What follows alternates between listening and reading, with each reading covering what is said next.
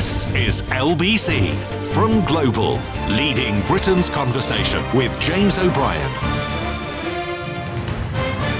It is 3 minutes after 10 and you are listening to James O'Brien on LBC. Can I just give you a quick warning? I'm not going to be able to read any messages that you send into the studio for about 10 minutes because my inbox has been hijacked by someone called Chris Moyles. You may be familiar with him. He was booked to appear on yesterday's programme to discuss the reunion of Oasis, and unfortunately he was overtaken by events and he was unable to accommodate the later time that we suggested for his appearance. So he has clearly spent much of his morning on Radio X, encouraging his listeners to bombard me with messages like, why do you hate Chris Moyles? And why do you hate Chris Moyles so much? James, why do you hate Chris Moyles? James, since when is Keir Starmer more important than Chris Moyles? James, why do you hate Chris Moyles? It isn't very nice, is it? Oh, James, do you really not like Chris Moyles? I'm so disappointed. James, just before we start, why do you hate Chris Moyles so much? It was him that put me onto yourself and LBC. And Stephen, James, I love you, but what's your beef with the legend Chris Moyles? You make him wait around after work and then you bump him for some, quotes, important speech. You know I love my two favourite shows. So I just to say that don't send any brilliant messages in until about, 10:15, because I'm not going to be able to see them. I'm being completely subsumed. I'm drowning in allegations of hating a man who I consider to be probably the second finest broadcaster of our generation. It's 5 minutes after 10. You are listening to James O'Brien on LBC. And I mean, we begin with what used to be, and or always will be perhaps, something of a hardy perennial for us, or even a greatest hit. I'm looking at footage of Keir Starmer in Germany. And first time he's sort of done the international statesman thing, sitting behind a shiny desk, signing documents, and using the phrase "turn the page" on Brexit. Keir Starmer talking about fixing broken relationships with our European neighbours, relationships that were broken by the Tories. And I mean, inflating the B word, bringing the B word back into political discourse, perhaps a little earlier than some of us expected, or even than some of us hoped. And yet, as Anand Menon said just in the news a moment ago, there's not a great deal he can do.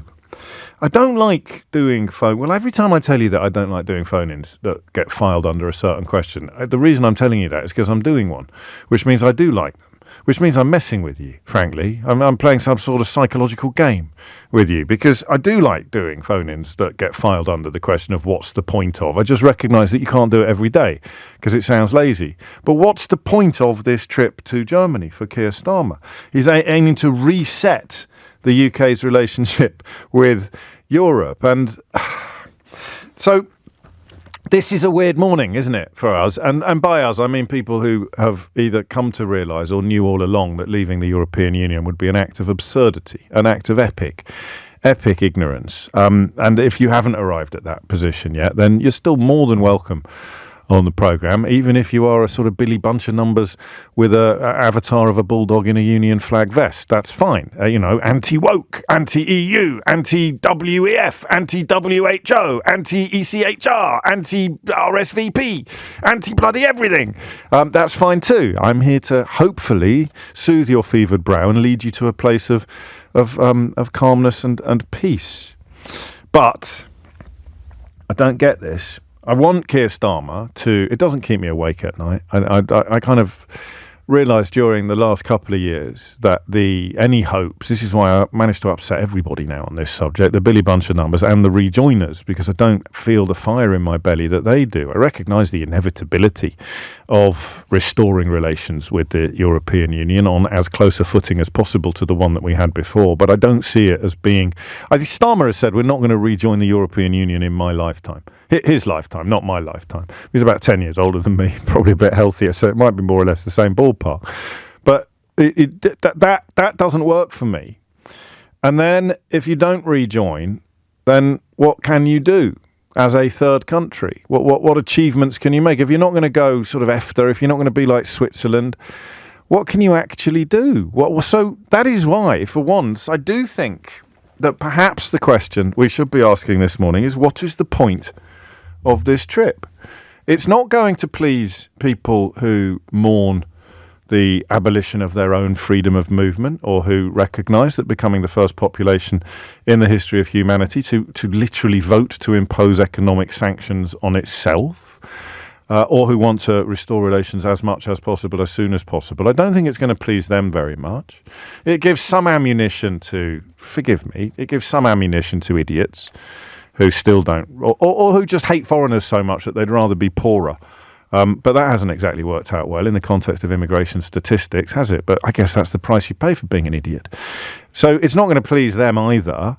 And it doesn't please those of us who are sort of, conscious of the silliness of the whole project, but also conscious of I would call it the political impossibility of restoring relations to anything like the degree that rejoiners desire. And that's where I might be wrong, okay? It could be the first time I've been wrong about Brexit since 2016.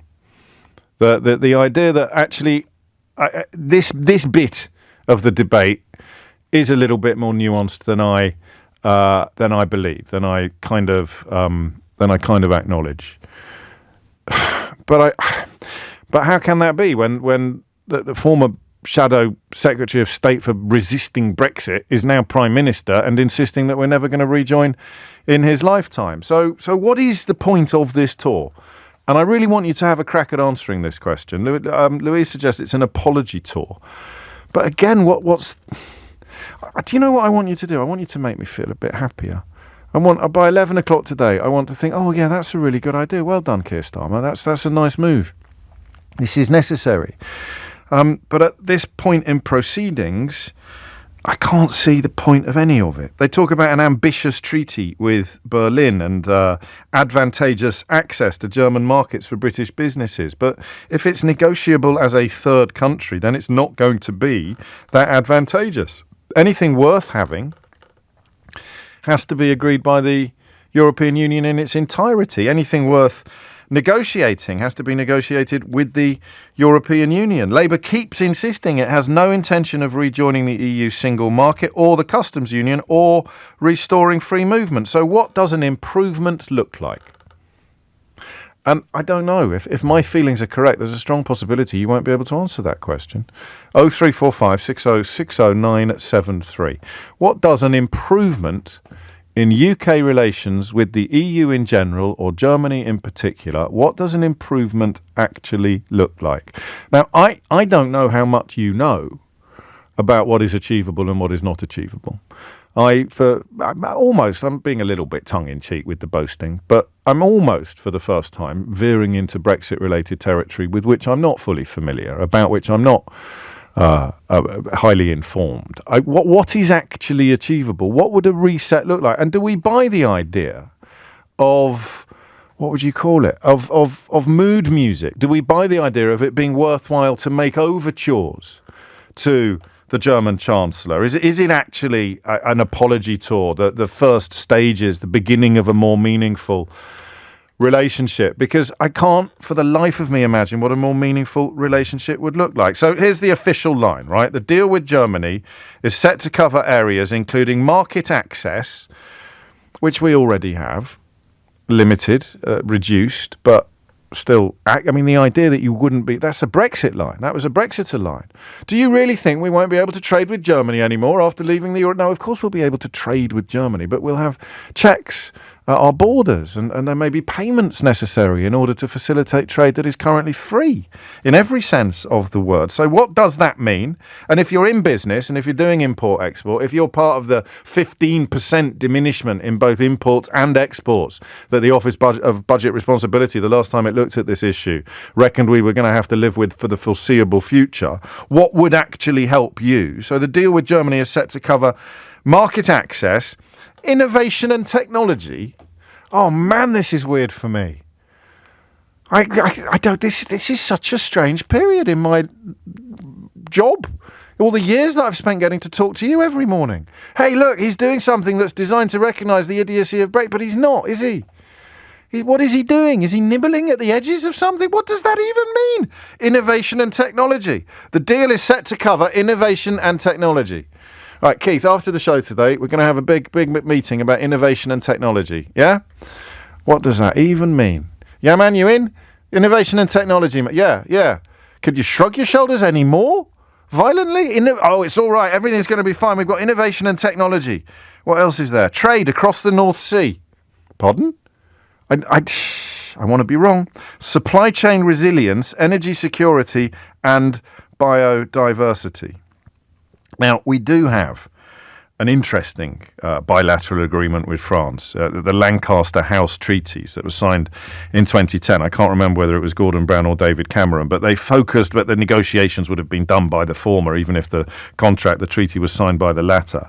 It focused on defence and security. You can begin to get your head around that. But, I mean, what would it even look like? You've got NATO bases in Germany. Here's a conversation I never thought we'd have, all right? The new Prime Minister is seeking to reset our relationship with the European Union and, to quote him in the speech that he'll give later today, to turn the page on Brexit. What on earth is going to be on the next page? And am I right to fear that this is an awful lot of spin without any actual substance? Let me have a look at some of the thoughts you've had while I open up the phone lines. The number you need is 0345 6060 973 is the number that you need. I'll take quite a lot of leeway on this one, quite broad goals, and give me the detail of why you think what you think. Because Kevin says, Starmer is trying to make the best of a bad job. Many countries have much closer economic relations with the EU without being members. So that's what I want. I want detail. What sort of countries and what do those relationships look like? Generations nowadays are 15 to 20 years. So if Starmer wins a second term, a generation would pass since Brexit midway through. Yeah, but he said he doesn't think we'll join in his lifetime. So that's way off the possibility. Starmer is trying to make the best of a bad job. That's a recurring phrase. I called a while ago. You weren't sure whether my idea for agreeing a European partnership would be acceptable to the public yet.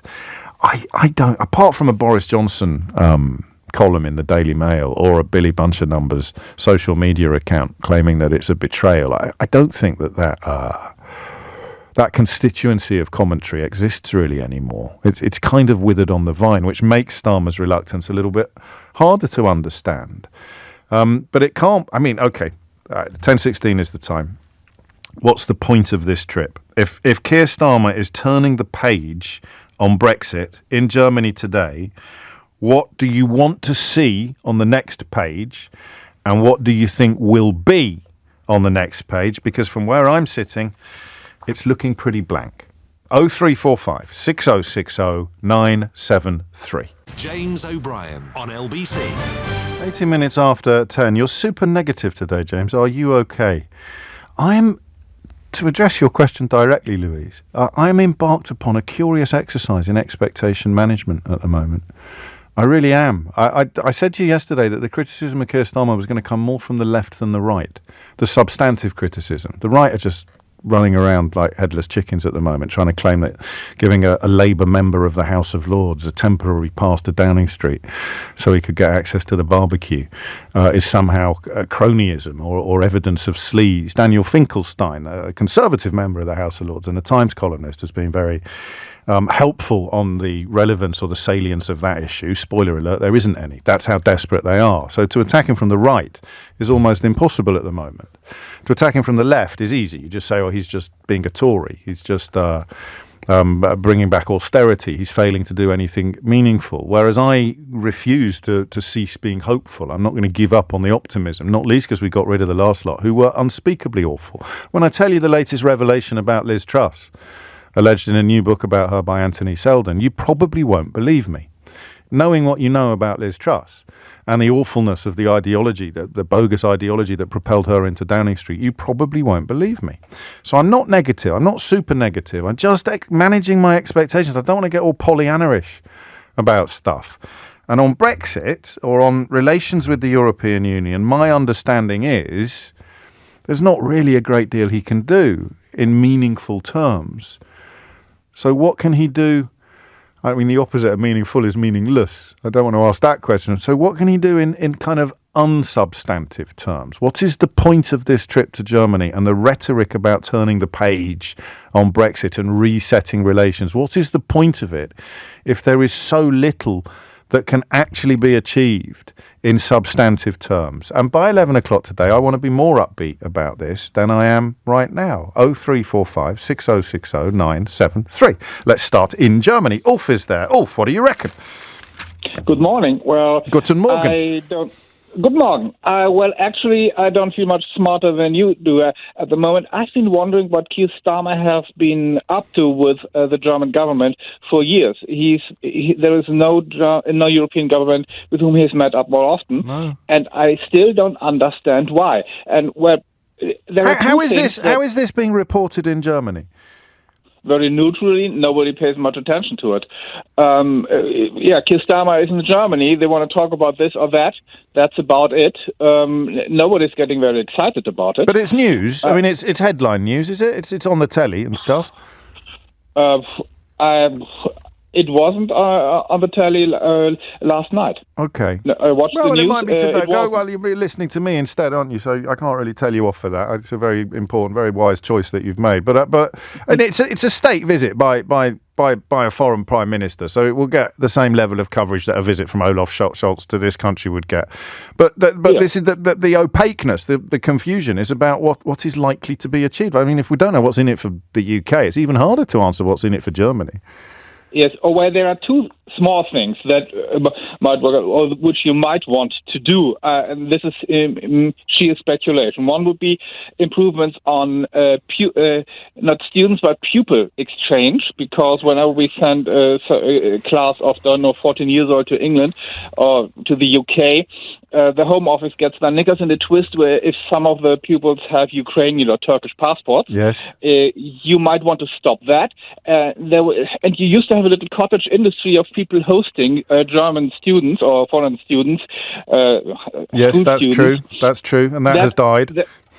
And second, maybe some improved cooperation, helping companies from both countries to invest in the other country, which, let's say, between chambers, cooperation between chambers of commerce. But this is speculation. Nothing has been said about that sort of thing anywhere. This is a whole morning for speculation. We haven't got the detail of the speech yet. So, unfortunately, the idea of taking Britain back into Erasmus has been dashed. That's the student exchange programme that we left as a consequence of Brexit. I don't think we had to. I think we probably could have hung on to Erasmus, but this was during the sort of scorched earth period of trying to pretend that continental Europe didn't exist. So it would be a bilateral arrangement by which German exchange students could have an easier ingress and egress into the UK compared to what they have now. That would be nice, but it's not exactly what you'd call major league politics, is it? No, it isn't. Furthermore, you do not change your policy towards the EU by dealing with individual countries. No, well, this is the point that David Davis, shortly before he was appointed as Secretary of State for Brexit by Theresa May, failed to understand. When he said we'll be in Berlin the morning after Brexit signing deals with the car companies and stuff. You can't do it. You can't sign deals, meaningful trade deals with a member country without signing a meaningful trade deal with the whole union. Furthermore, even when it is technically possible, like on immigration, yes. it has the stench of divide and rule hovering around it, and we dislike that. Oh, do you think so? Do you think that other EU members might look at this askance? Or other third countries might look at this a bit askance? No, it's just the principle that we don't like being played for fools. And this divide and rule game is a national trait, not just a Tory trait. That's how you used to run your empire. We don't like to be manipulated, so we are very wary of Brits trying this sort of thing, no matter what party the Prime Minister is from. Well, that is a very interesting analysis. I'd counter it slightly with the most upbeat message that well, first of all, I must correct myself. Apparently it's opacity, not opaqueness. My apology. You probably knew that, Ulf, didn't you? Nope. Mike says, Keir Starmer is promoting Britain and showing Europe that the nutters are no longer in charge. The Brexit thing is more for our benefit than theirs. That's quite clever. Well, we have noticed that there has been a change of government, and you don't convince us by talking nice, but by acting reasonably. And where turning down that youth mobility scheme is the kind of thing that tells us that he is still beholden to the flag-waving nutters. To the flag-waving nutters. Thank you, Wolf. Your grasp of idioms, British idioms, puts all of us to shame, frankly, given how poor the current coverage of foreign languages is in British schools, which speaks to the mindset, of course, that allowed this madness to happen. 25 minutes after 10. Do you know, when Ulf was talking about school trips, there was a story that started bubbling away in the back of my brain that I couldn't actually remember. I mean, did you know that we will soon have, you probably don't know this, and if you don't, you probably won't believe me. Imagine a bus, right, where the passengers are cleared by French border officials into French territory, driving through the middle of Dover. A bit like what used to happen if you were travelling from West Germany through East Germany to West Berlin. So you'd be in a sealed coach, and you wouldn't be... That, according to Simon Calder, the doyen of travel reporters in the UK, is absolutely possible, and one of the most bonkers things I've heard. But anyway, that's a side order of what we're actually discussing today. Ollie's been in touch. He says Starmer's priority is to rebuild trust with our neighbours. Not much needs to come out of these talks other than building the foundations, fixing the foundations for future talks and relationships based on honesty and integrity. That's nice. Oh, flipping heck. P.S. Why do you hate Chris Moyles so much? Paul's in Hornchurch. Paul, what would you like to say? Hi, first time caller, so bear with me. Welcome. I think Keir Starmer is sort of securing himself in some way because he wants to be seen as a statesman. Yeah. So he wants to be going around seeing things. I think it's for his own ego or his own reassurance in some ways.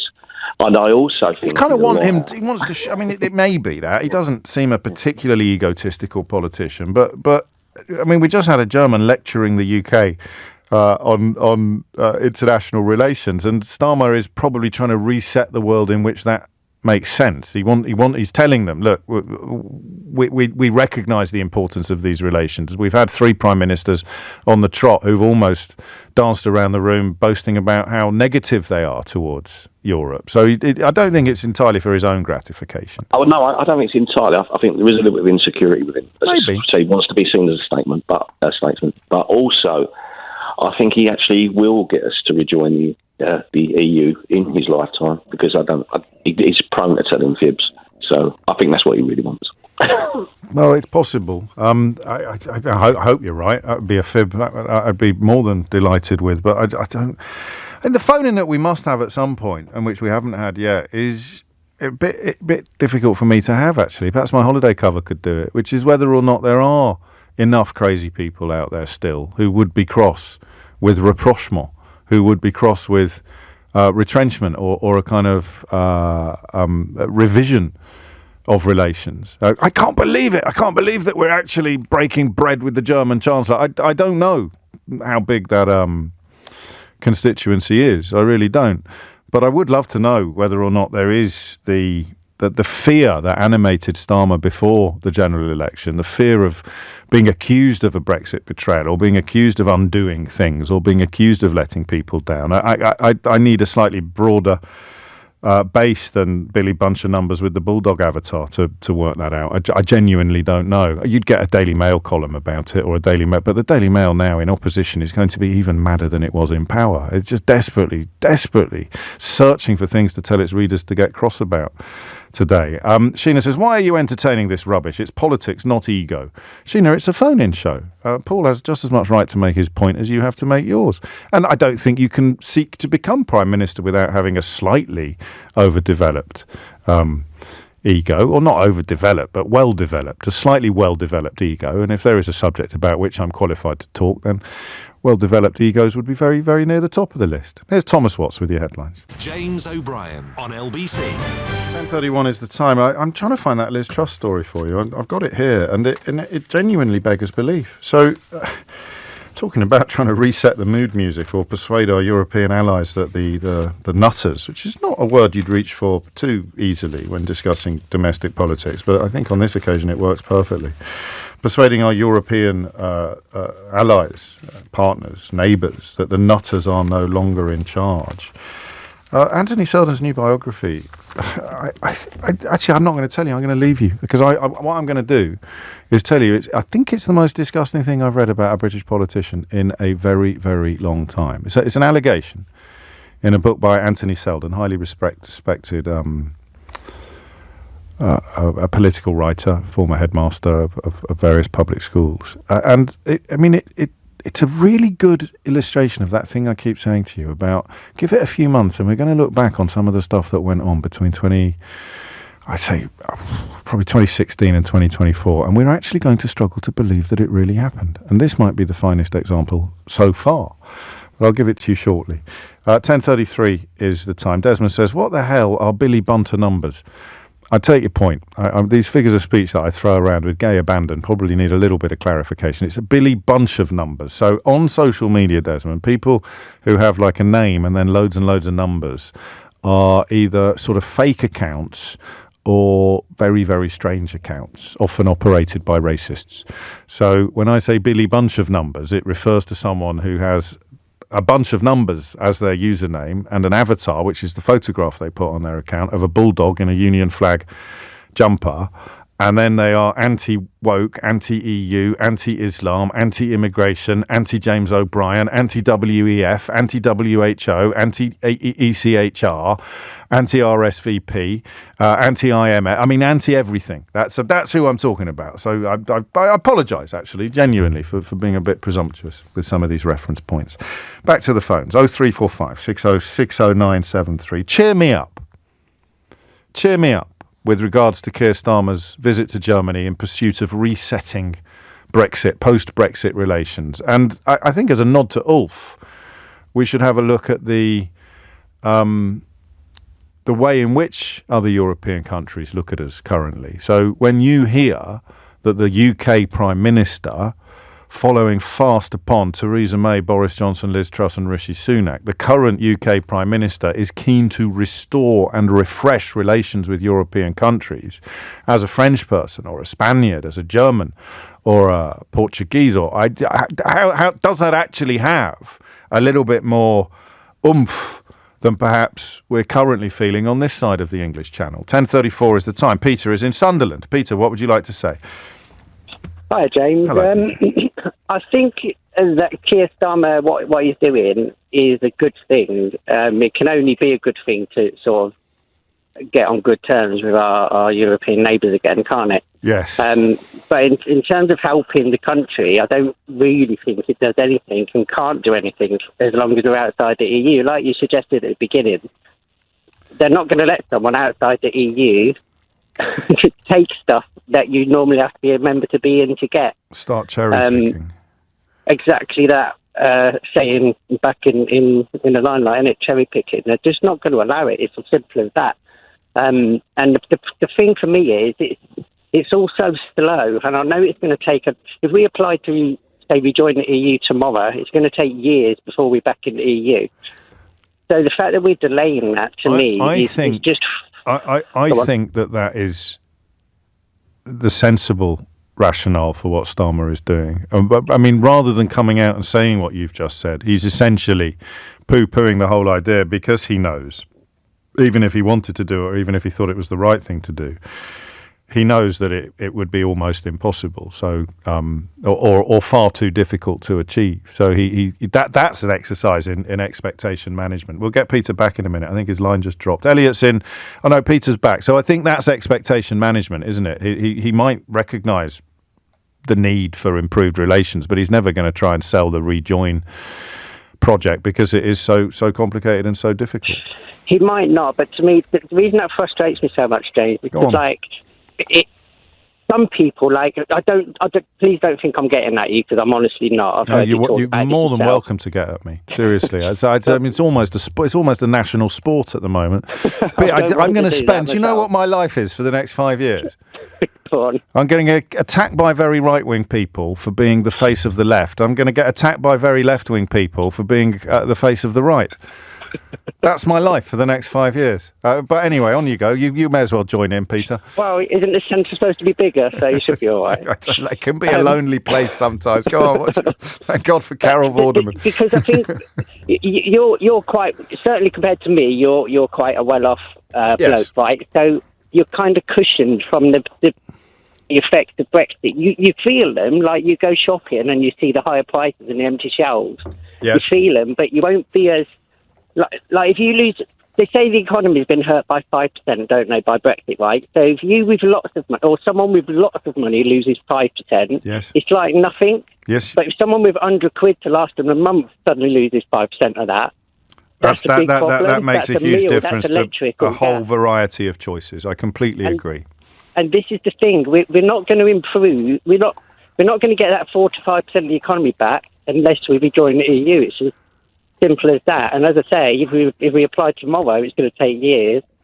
So would like, because it's really interesting this, because it's some of the rhetoric that you're using, and it's a powerful. Obviously, it's not something I can argue with at all. You're absolutely right. If prices go up in the supermarket by 5%, every single thing goes up by 5%. I don't think my weekly shop would change much, whereas yours would be smaller. It would be measurably smaller, and that is the way the world works. But you sound a little bit like some of the people pointing out or objecting to the winter fuel payment policy, and I think you probably mean to. You're sort of saying he's ignoring the people that most need help and support, or he's sacrificing the people that most need help and support on the altar of centrist pragmatism or upon the altar of caution and not wanting to upset the horses. And I think that's a really valid criticism, actually. Yeah, I do get that criticism quite a lot, but I mean, to me, who that's all like theoretical political. Yeah, if you're prioritising the price of eggs, being able to get electric the price of your shopping basket, your energy bills, them getting back into the single market would help. And therefore, it should be a priority of a Labour Prime Minister. The problem is you're ignoring the democratic exercise that took place in 2016, albeit... I don't see it as like that, right? To me, Rejoin is not Remain or an extension of Remain. It's a completely separate thing, because we had the EU referendum and there was Leave and Remain. Remain lost, Leave won, we left the EU. Yes. So democracy has been enacted. That don't mean years down the line, whether 1 year or 10 years or 20 years, you can't stay again. Well, now we know what life's like outside the EU compared to life in the EU. Let's decide whether we want to carry on how we are. No, you're right. It's not. I mean, goodness knows, from the minute that we joined the common market, there were people agitating to leave it. So the idea that people like you and me should be quiet is palpably absurd. Also, I'd go further. I mean, the level of misinformation and ill-information. Well, think about it. Who do you know that voted for Brexit? What did they vote for? They voted to be better off, to have less immigration. They vote all the promises that were made, more money for the NHS. More public services, fewer foreigners, you name it, they got the opposite. So the idea that is some sort of democratic mandate when the reality was the polar opposite of the promise is, to use one of my favourite turns of phrase, Peter, palpably absurd. JJ's in Roden in Holland. JJ, what made you pick up the phone? Yes, hello, James. Hello. Please be a bit nice to me. I'm very nervous. I'm always nice to people, JJ, especially Dutch people. Carry on. Well, I think personally that the UK is not ready to rejoin. Yeah. Not in a million years. I'm sorry to say it. It will take at least 80% of your population to be in agreement with it. Let alone. Yes, I agree, because the European Union isn't going to want to sit on the sidelines watching us tear each other to shreds again. Yeah, correct. And also, they will not accept you to rejoin, and then in the next government immediately say, "Oh, we want to again activate Article 50." That's not how it's going to work. No. And Starmer understands that. Starmer understands that, and some of the more passionate rejoiners over here possibly don't understand the dull pragmatism of what you describe. And it will take. He is now busy with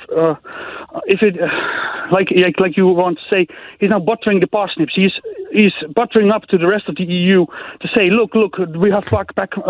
And does that work? But that's a worthwhile exercise, isn't it? To simply say the mad people are no longer in charge. He will have to acknowledge all previous made deals, because that's also a thing that they're currently discussing about. Yes. So they will have to show that they are ready to rejoin, to even start talking about those things. And what's up for grabs in the absence of rejoining? If he's ruled out single market and customs union, what are the prizes that he could bring back? I think the best thing he can do is get a basic agreements with the EU, and first, just to get your meat and everything across, just to keep your supply lines running, because Europe creates an enormous amount of food, and you do not.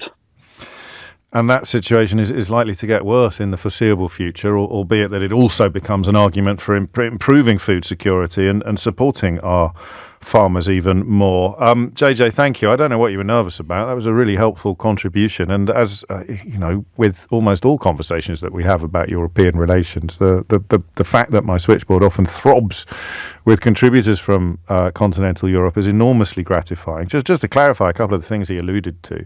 So you take the OBR, which did its last assessment, I think, in May of this year, when, of course, we had a pro-Brexit Conservative government. And the reason why George Osborne set up the OBR, March of this year, forgive me, set up the OBR was so that the Treasury would have independent advice, which is why Liz Truss hated it so much. So both exports and imports will be around 15% lower in the long run than if the UK had remained in the EU.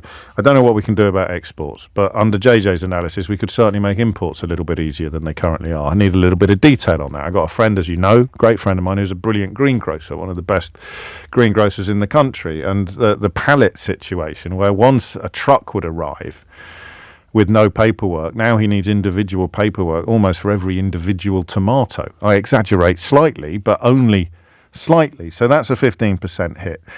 Some of the other stuff that gets glossed over, and Kemi Badenoch, currently, of course, a front runner for the leadership of the Conservative Party. This is also from the OBR. New trade deals with non-EU countries will not have a material impact, and any effect will be gradual. This is because the deals concluded to date either replicate or roll over deals that the UK already benefited from as an EU member state, or do not have a material impact on our forecast. An example of the former is the UK-Japan Comprehensive Economic Partnership Agreement. And on it goes. I mean, the way that the right-wing media sought to persuade it propelled Liz Truss all the way to Downing Street, pretending that the things she was signing were special or benefits of Brexit, as opposed to, at the very best, being facsimiles.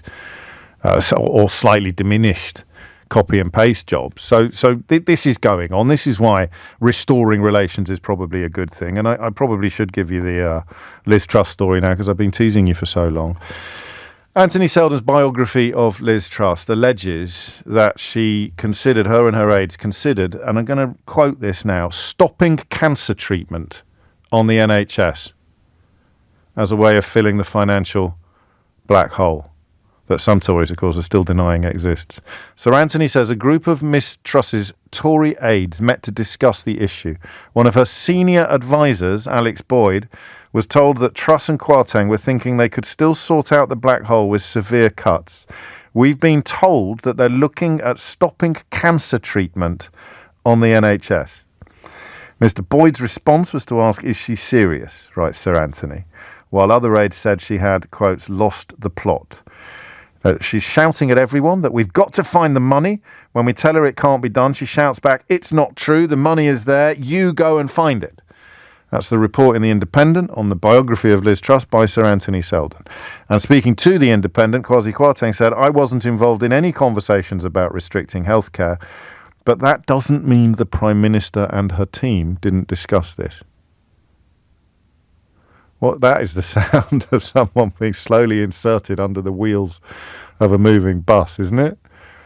I wasn't involved in any conversations about, brackets, stopping cancer treatment to alleviate some of the financial idiocy we'd inflicted upon the entire nation, close brackets. But that doesn't mean the Prime Minister and her team didn't discuss this. So I don't want to turn into a stuck record. But please, at least for now, maybe until Christmas, spare me the nonsense that the current Prime Minister is just a reiteration of what has gone before. Liz Truss reportedly considering the cessation of cancer treatment on the NHS as a way of filling a financial black hole of her own digging. James O'Brien on LBC. 9:49 is the time. My inbox seems to have recovered from the bombardment of Chris Moyles fans berating me for dropping him from the programme yesterday in order to discuss a speech by the actual Prime Minister.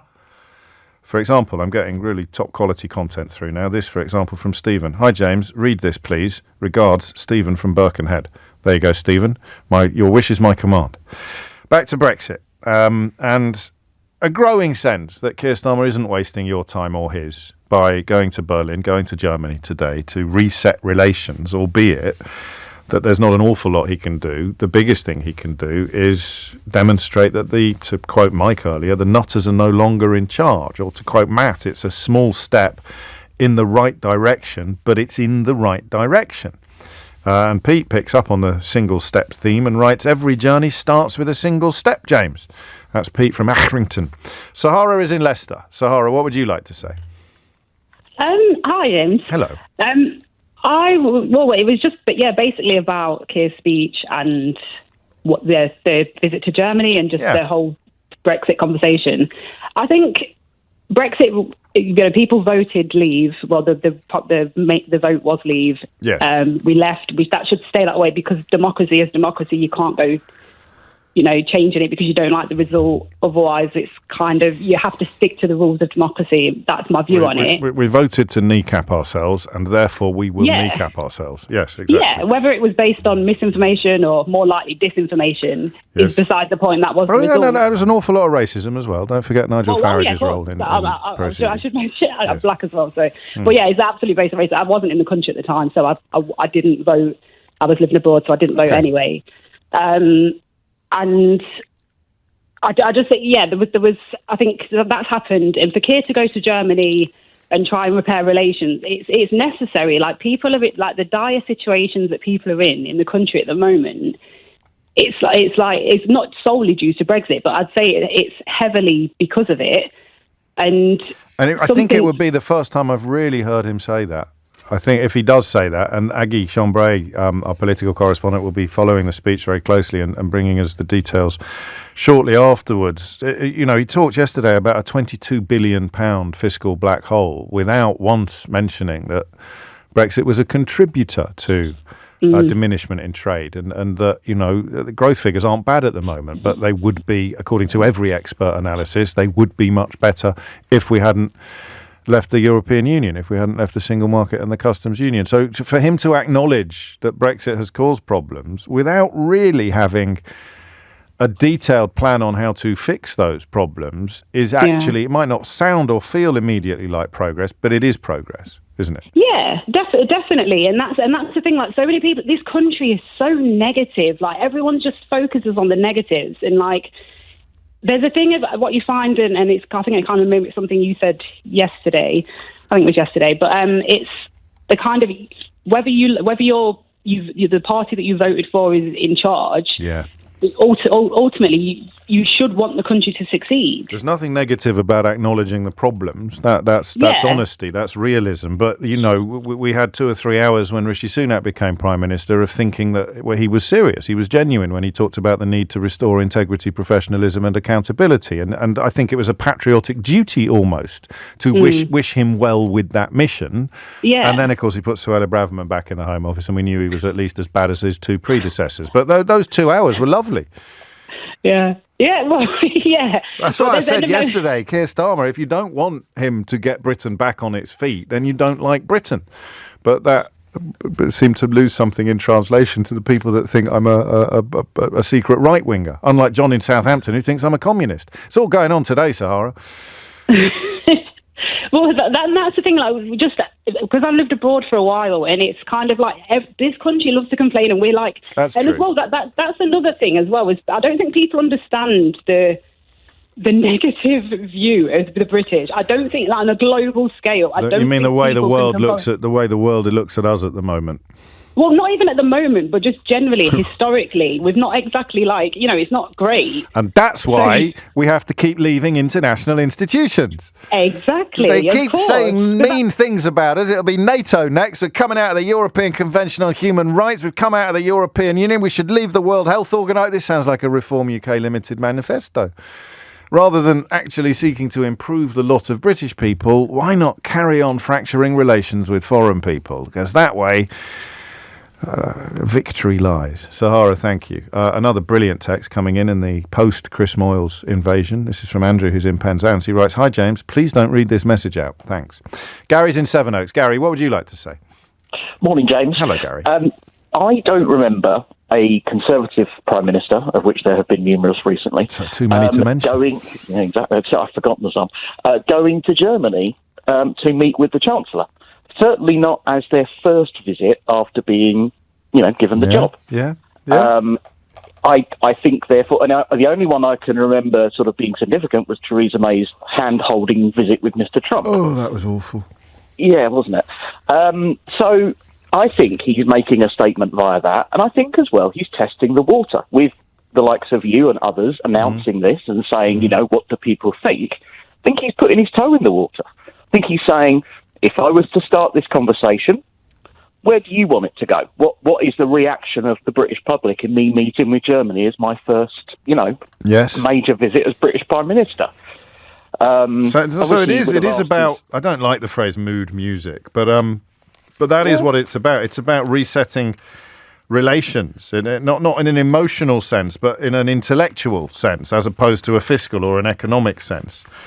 Yeah, and I think it's been left broad because he wants to see there's no set agenda. He's not talking about trade specifically. He's not talking about immigration. He's not talking about one specific subject. He's going in and saying, I want to reset. I want to have a open conversation. Let's put our feet out there and see what happens. And adjust ourselves accordingly moving forward. So you would dismiss my criticism or my sort of, I don't know what the word would be, my mockery of the relatively hollow phrases that are deployed to talk about the things he's going to fix. Technology and innovation. That's a bit like saying, I'm going to improve apple pie recipes. Technology and innovation. But that's not the point. The point is, here I am. And things are changing. And you can have more faith in the future than you had in the past. And I think it's for benefit of Germany here is the first visit by the new British Prime Minister. That's something that they can promote and say, we want to look to build our relationship back up with them. It gives them an out. It gives them a sort of not an out, gives them a reason to publicise and say as well. I mean, it's interesting that, he didn't pick any of the other major European countries. France might have been one that might have been more... Macron's too busy trying to sustain some semblance of stability, not with a great deal of success. And also, we've got the treaty with France that was signed in 2010. So even as we sit here saying it's more about mood music than substance, there's an example of where the substance might come from. To sign something similar to the Lancaster treaties with Germany would be progress. It would be an improvement. So you like it. So I like this. I should do this more often. I come on air miserable and the callers cheer me up. It used to be the other way around. I think if he'd gone in there and said, right, we're going to go and talk about one thing, then I'd probably be more critical. But actually, because he's going in with an open agenda, I'm like, go for it. There we go. No, there you're on. So we shall see how it gets reported yesterday. But to be honest, the Daily Mail has already gone so mad that we'll be looking at what the Times does, perhaps, what the BBC does, what we do on this programme, what my callers say. That's something which governments are increasingly concerned about, even the ones that we spend our lives castigating. But if you think I'm exaggerating about the Daily Mail, try this for size. Front page, shield your savings, pension and property from Labour's budget of pain. It's on the front page. Finally, Starmer comes clean. He'll soak the middle class. Sterling High mocks Keir's claims. If a Conservative Prime Minister gives a speech and sterling goes up, that's proof how brilliant the speech was and what a brilliant Prime Minister is. When a Labour Prime Minister gives a speech and sterling goes up, that's proof that the Labour Prime Minister is a wrong-un and that no one can believe a word that he says. I'm just translating the Daily Mail for you. So that's page 1 and indeed page 2. You get to page 6. Honest Keir stays silent on cronyism. You heard the speech yesterday when he was asked about alleged cronyism and dealt with the questions very adroitly. Questions about a Labour lord having a pass to Downing Street temporarily while he was helping to organise a party for fellow donors to the Labour Party, of which he has been a member for decades. Oh, down with that sort of thing. Let's put a 29-year-old woman in the House of Lords and the son of a KGB spy. So that is another translation of the Daily Mail. Given his tetchy response, will Starmer pay for his own wife fronts in the future? Quentin Letts demonstrating a rather curious level of interest in the Prime Minister's underwear, which is, again, a slightly odd and unhinged departure. Andrew Neil, a brazen mix of flummery, flannel and falsehood. It's not his CV. It's the headline on an article that he's written for the Daily Mail. I mean, talk about obsessed. So I don't think anyone really cares what they make of a visit to Germany to restore relations. It's what the rest of us make of it. And after an hour, I think we're a lot more upbeat than we were at the beginning, aren't we? I'll end with this thought, which has come in from Mikey. He says, James, is the Daily Mail the Father Jack of newspapers? James O'Brien on LBC. 3 minutes after 11 is the time. One of the Farage rioters who has been jailed, a man called Warren Gilchrist, is now serving time for his role in that disorder. Starmer kept calling it disorder yesterday, didn't he? Our friends at Hope Not Hate have reported overnight that we knew he had dozens of previous convictions, this character. He was the one that filmed a mob attacking a man for being black in Manchester in 2024. We knew that he had previous convictions, including sexual offences against children under the age of 13, and he even shouted, "Save our kids," as he was encouraging people to stamp on the man's head. Hope Not Hate can also reveal that he was previously active with Britain First, and they have photographs to prove it. So, once again, these are the people who took advantage of that deliberate incitement, that terrible misinformation, with one sitting MP claiming that he relied upon Andrew Tate's Twitter feed for his information about what was going on in the United Kingdom, a man currently facing trial on all manner of hideous charges in Romania. I mean, who wouldn't? Well, I think nobody would, actually, except the current MP for Clacton. But there is another example of the kind of character that was supposedly standing up for patriotic interests and protecting British children, a man with previous convictions, including sexual offences against children under the age of 13 and a history of activity with Britain First. 4 minutes after 11 is the time. I'm going to do something completely different now. Completely different. And it's oddly, and this might sound a little bit strange, but it's one of my favourite subjects that we've ever done together on the programme, because it speaks to so many different emotions and factors. We came close to doing it about 2 months ago, maybe less than that, when Joe Biden's age-related fragility was becoming impossible to ignore. I don't, for the record, think that it was necessarily fair the way that story unfolded, but I think it was positive. I think it was good, as you can see from the bounce that Kamala Harris is currently enjoying.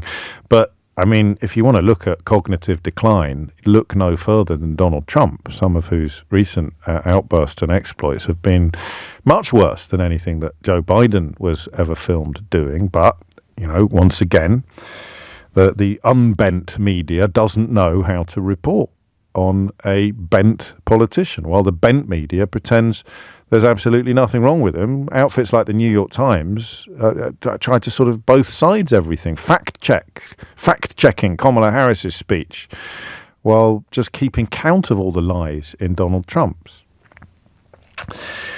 That's a very good point, Gary. Is it really your favourite topic, James? Are you going to be talking about yourself for a whole hour?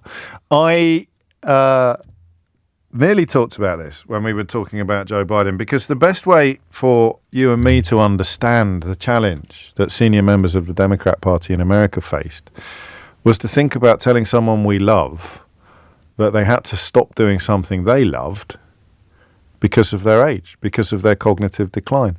And it is to that territory that we're led today by the story of a 96-year-old woman who lost control of her car, killed another pensioner, seriously injured another person, and as a consequence of that, she could face prison. It's a hideous story, a heartbreaking story, and it's pretty clear that she shouldn't have been behind the wheel of the car at all.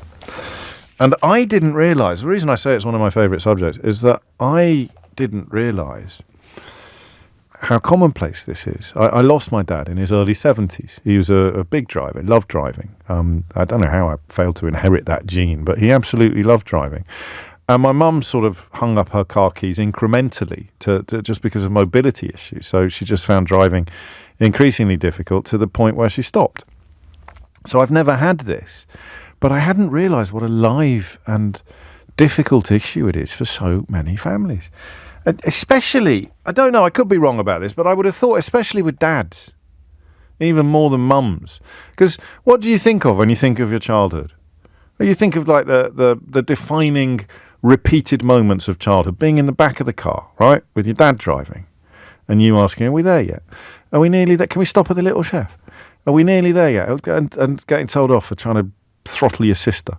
That kind of, I mean, we've all got that in our shared past, and it was almost always dad in the driving seat, and it was somehow part of his identity, picking you up. Do you remember? Picking you up and trying to hide his disappointment about how drunk you were, or picking you up and waiting round the corner so that no one would know that your dad was picking you up from the pub. Just your dad as a driver. Dad as driver. He used to drive me 200 miles to drop me off at boarding school. Sometimes my dad would drive all the way to Yorkshire from Kidderminster to watch me in a school play and then drive home again. God, I miss him. Such a intrinsic part of dadding in so many families. Not in mine, as you know. I'm not a big driver. And I could not imagine. I'm going to get emotional now just thinking about the prospect of having to tell my dad to stop driving if that day had ever dawned. Which thankfully, of course, it didn't. It's not much of a silver lining to losing him far too young, but goodness me, that conversation would have destroyed me. I probably would have got my sister to do it. She's much more of a petrol head than I am. So, how does it work? 0345 6060973. How does it work? And what are the breaking points? What are the pivot points? You know, you can't say, to cite this awful story in the news today, that, you know, when mum killed a pensioner and seriously injured another person, we realised it was time that she should stop driving. That they must have realised. I don't know what her family situation is, and I don't want to speculate on it because it wouldn't be appropriate. But you would, if this was your nan or your mum, you would have realised before this incident that she shouldn't have been driving, wouldn't you? And how do you have that? How did you do it? And also, you know, for some people listening, this will be a live issue, and they won't know where the help is, what goes on. Can you get the doctor involved? What do you do? Do you draw lots, or do you gang up? Do you sit down with him? Dad, could you step into the sitting room for a moment, please? We need to have a conversation. And I'm interested also in how you negotiate refusal or just reluctance. It's a change of power. I've never had this. I have to look out for mum a bit now in a way that I obviously didn't have to do when I was young. But I've not had that transfer of responsibility that you would get with serious cognitive decline, or that you would get with dementia or something like that, which could, of course, be part of this conversation. But that shifting of roles, that swapping of roles must be so poignant, so heartbreaking in so many ways, especially if only one of you is really up for it and you're up for it reluctantly. So when did you realise that your parent or your grandparent should not have been driving? 0345 6060 973. How did you realise? What was the congregation of circumstances or the single episode that made you realise that she just shouldn't be driving anymore? And what did you do next? How do you do that? How do you negotiate this territory? It's a tough one, isn't it? Hit the numbers now, you will get through. Stephen says, you've just made me awe with 8 W's out loud, and my father is still alive. I love you, James. You make my morning. That's not from a Chris Moyles fan. Thank you, Stephen. You make mine as well with messages like that. But that's the point, isn't it? I've got another story for you as well about a son's love for a parent that is going to bring tears to your eyes. Do not let me go home without. And it's linked to the post office scandal, would you believe? This is how you build tension on a radio. What do you mean it's linked to? How can a story about a son's love for his mother being so profound and acute that it'll bring tears to my eyes, but it's all about the post office? I'd call it a lovely story, and it's got a happy ending. But there's no happy endings to stories like this, is there? There's no real happy ending to persuading. What do? Do you hide the car keys? Do you actually take the keys away? You sell the car? You limit your dad's or your mum's access to their own vehicle? And don't forget also, and we need to include this in the conversation,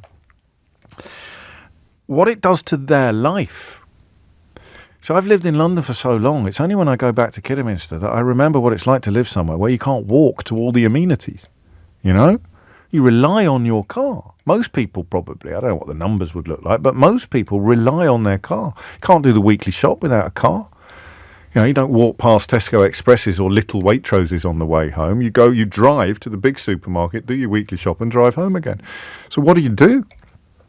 What do you do if you can't? So you're not going to approach this casually.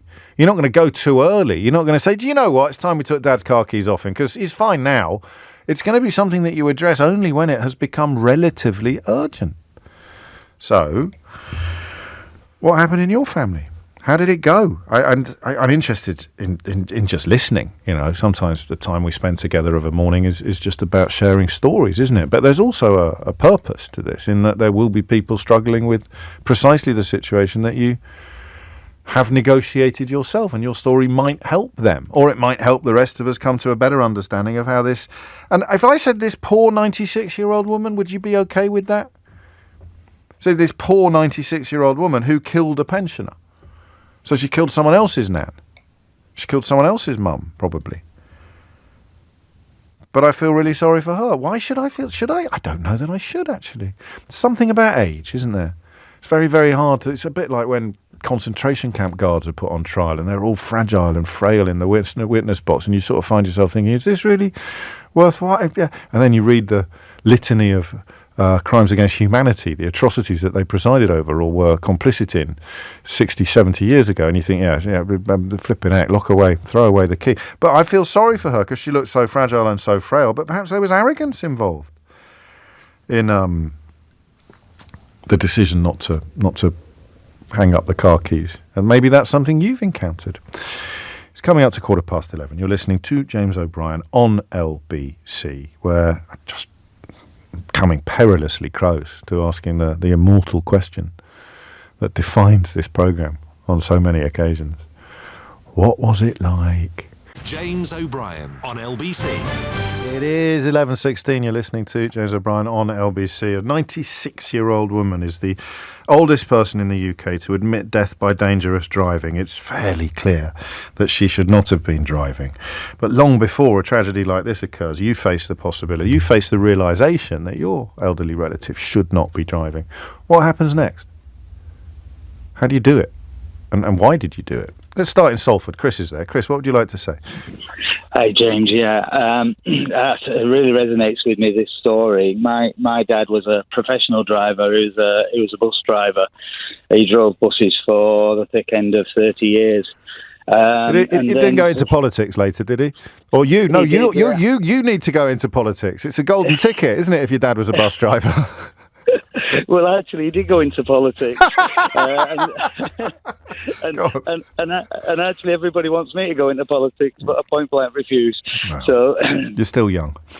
Yeah, absolutely. But my dad came down with MS, and that has a varying effect on individuals. Yes. And for him, it suddenly started taking a hold in the sort of like 2002, 2003 period.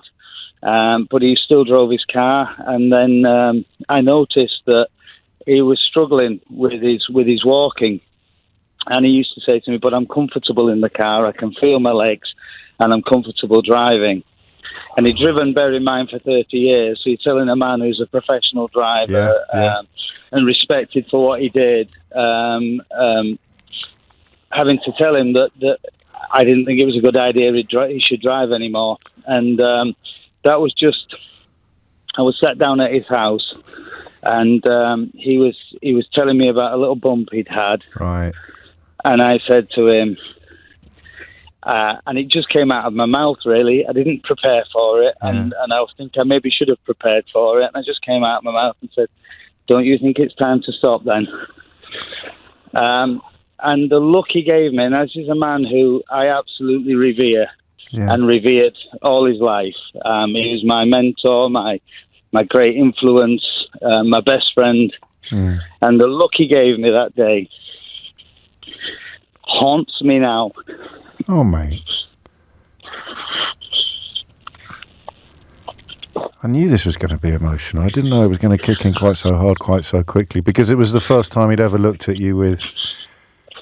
What are we talking about, Chris? Disdain? Disdain, yeah.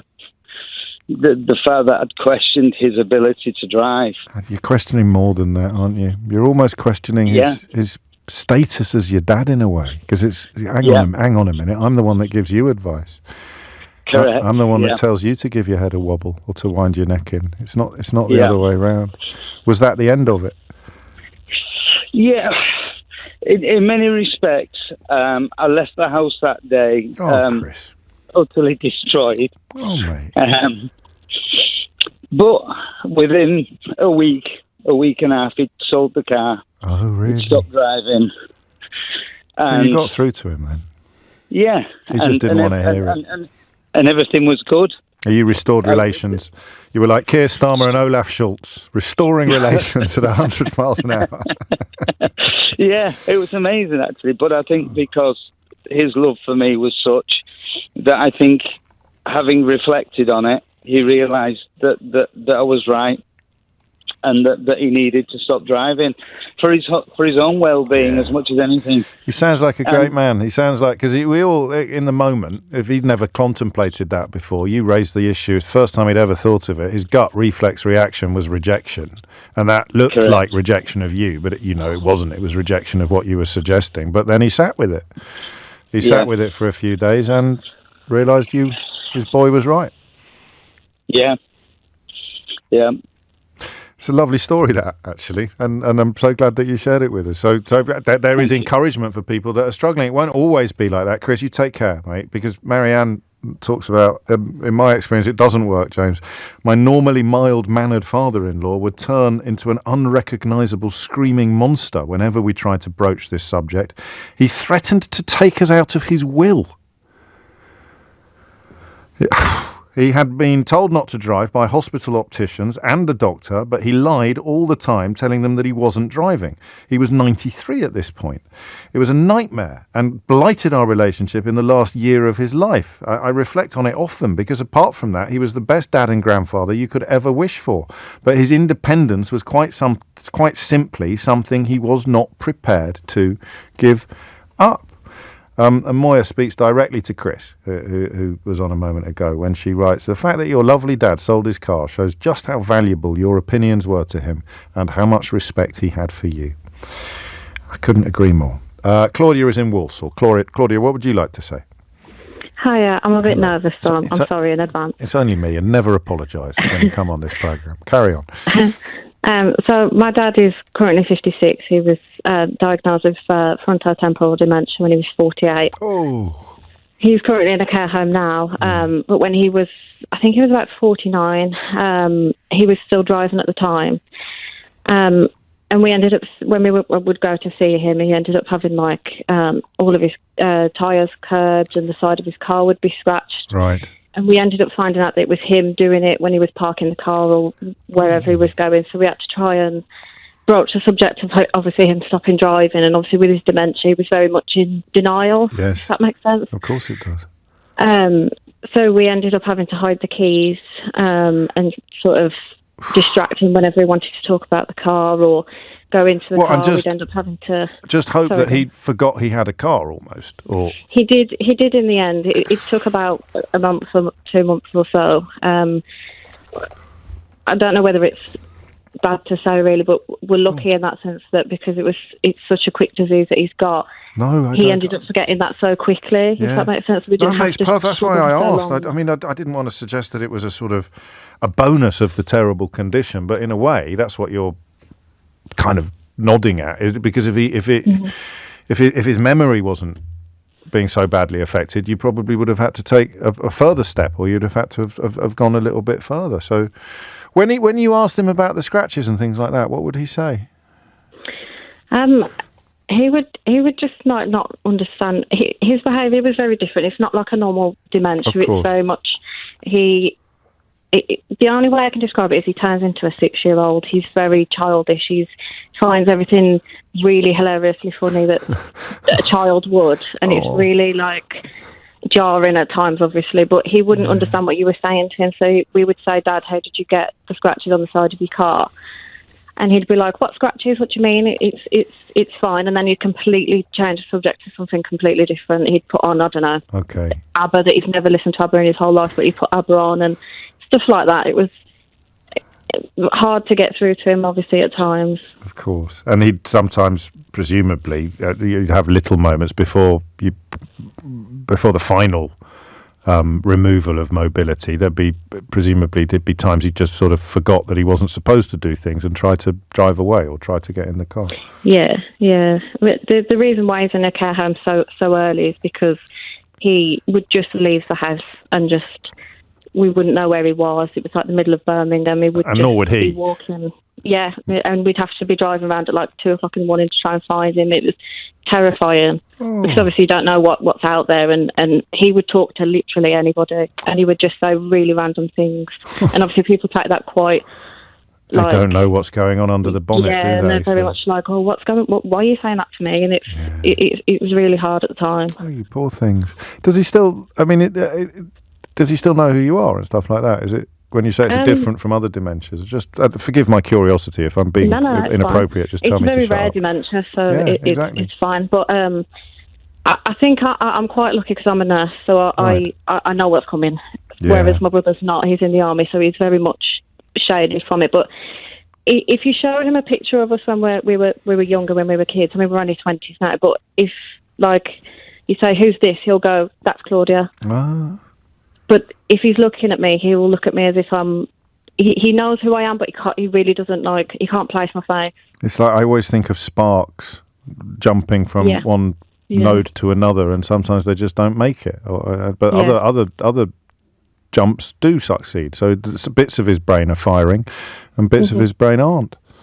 Yeah.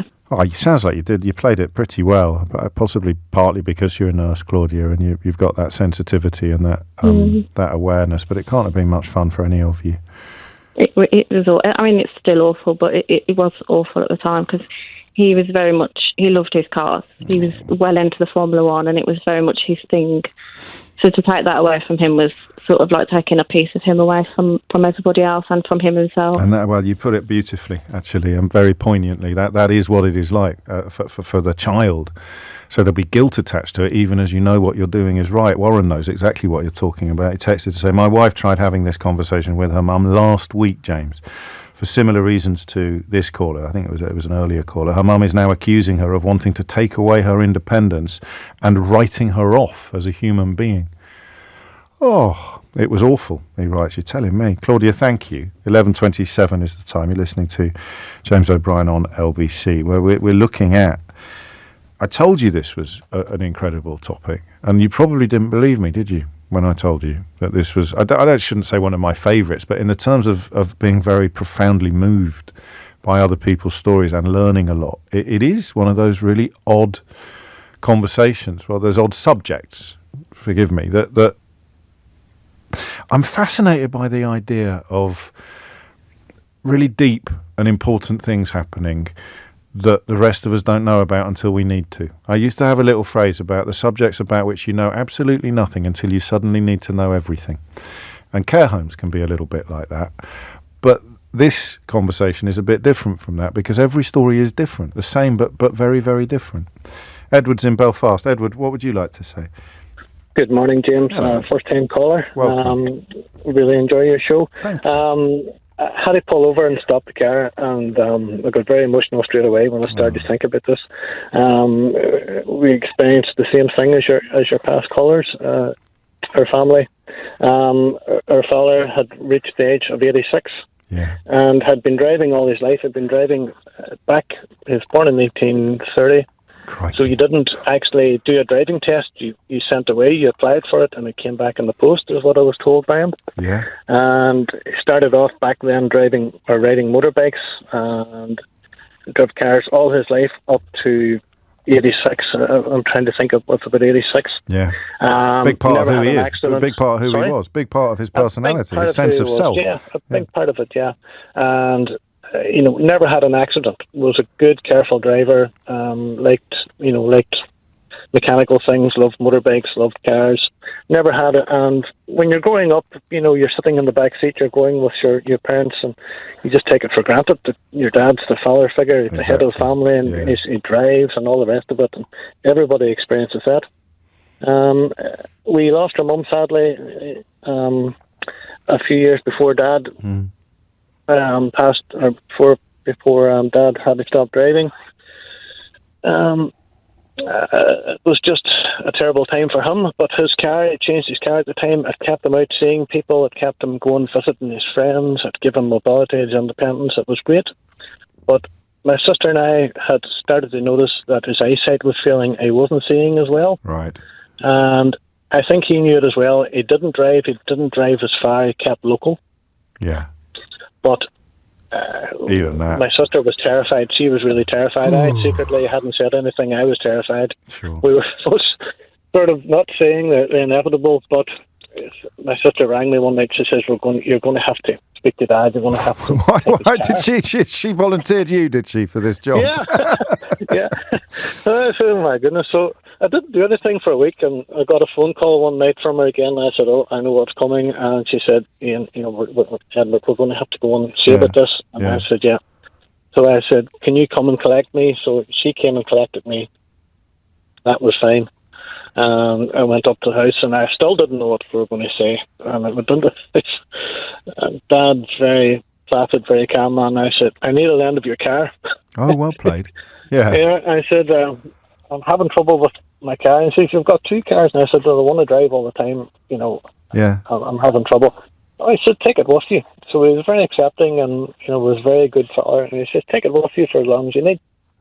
I said, "Okay." So I said, "Well, I'll be up at the weekend." Always took him out on a Friday evening for his dinner and his tea. Nice, yeah. Because he was on his own.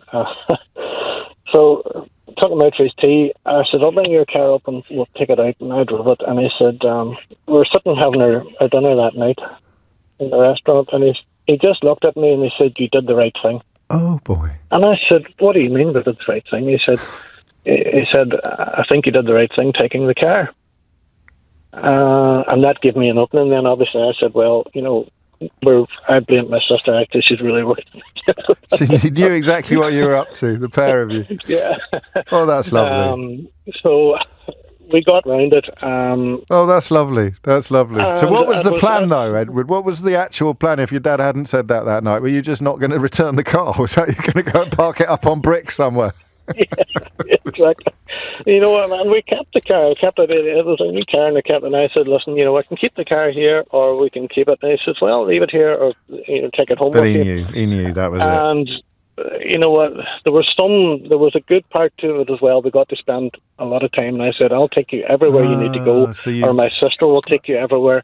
So we got to spend a lot. And Dad passed away sadly at the start of this year. Oh, he was 93. I'm sorry. And he was a great man, but that's the silver lining, the fact that because you offered him the mobility, it meant you got to spend more time with him than you would have done if he'd been able to carry on driving. We took him out and drives on a Sunday, and we got to spend a lot of precious time, and I think there was a bonus to it, but it was very emotional, and it's a difficult thing to do. Just with Mum passing away a couple of years before and stuff. Well, I mean, a bit like Chris's dad,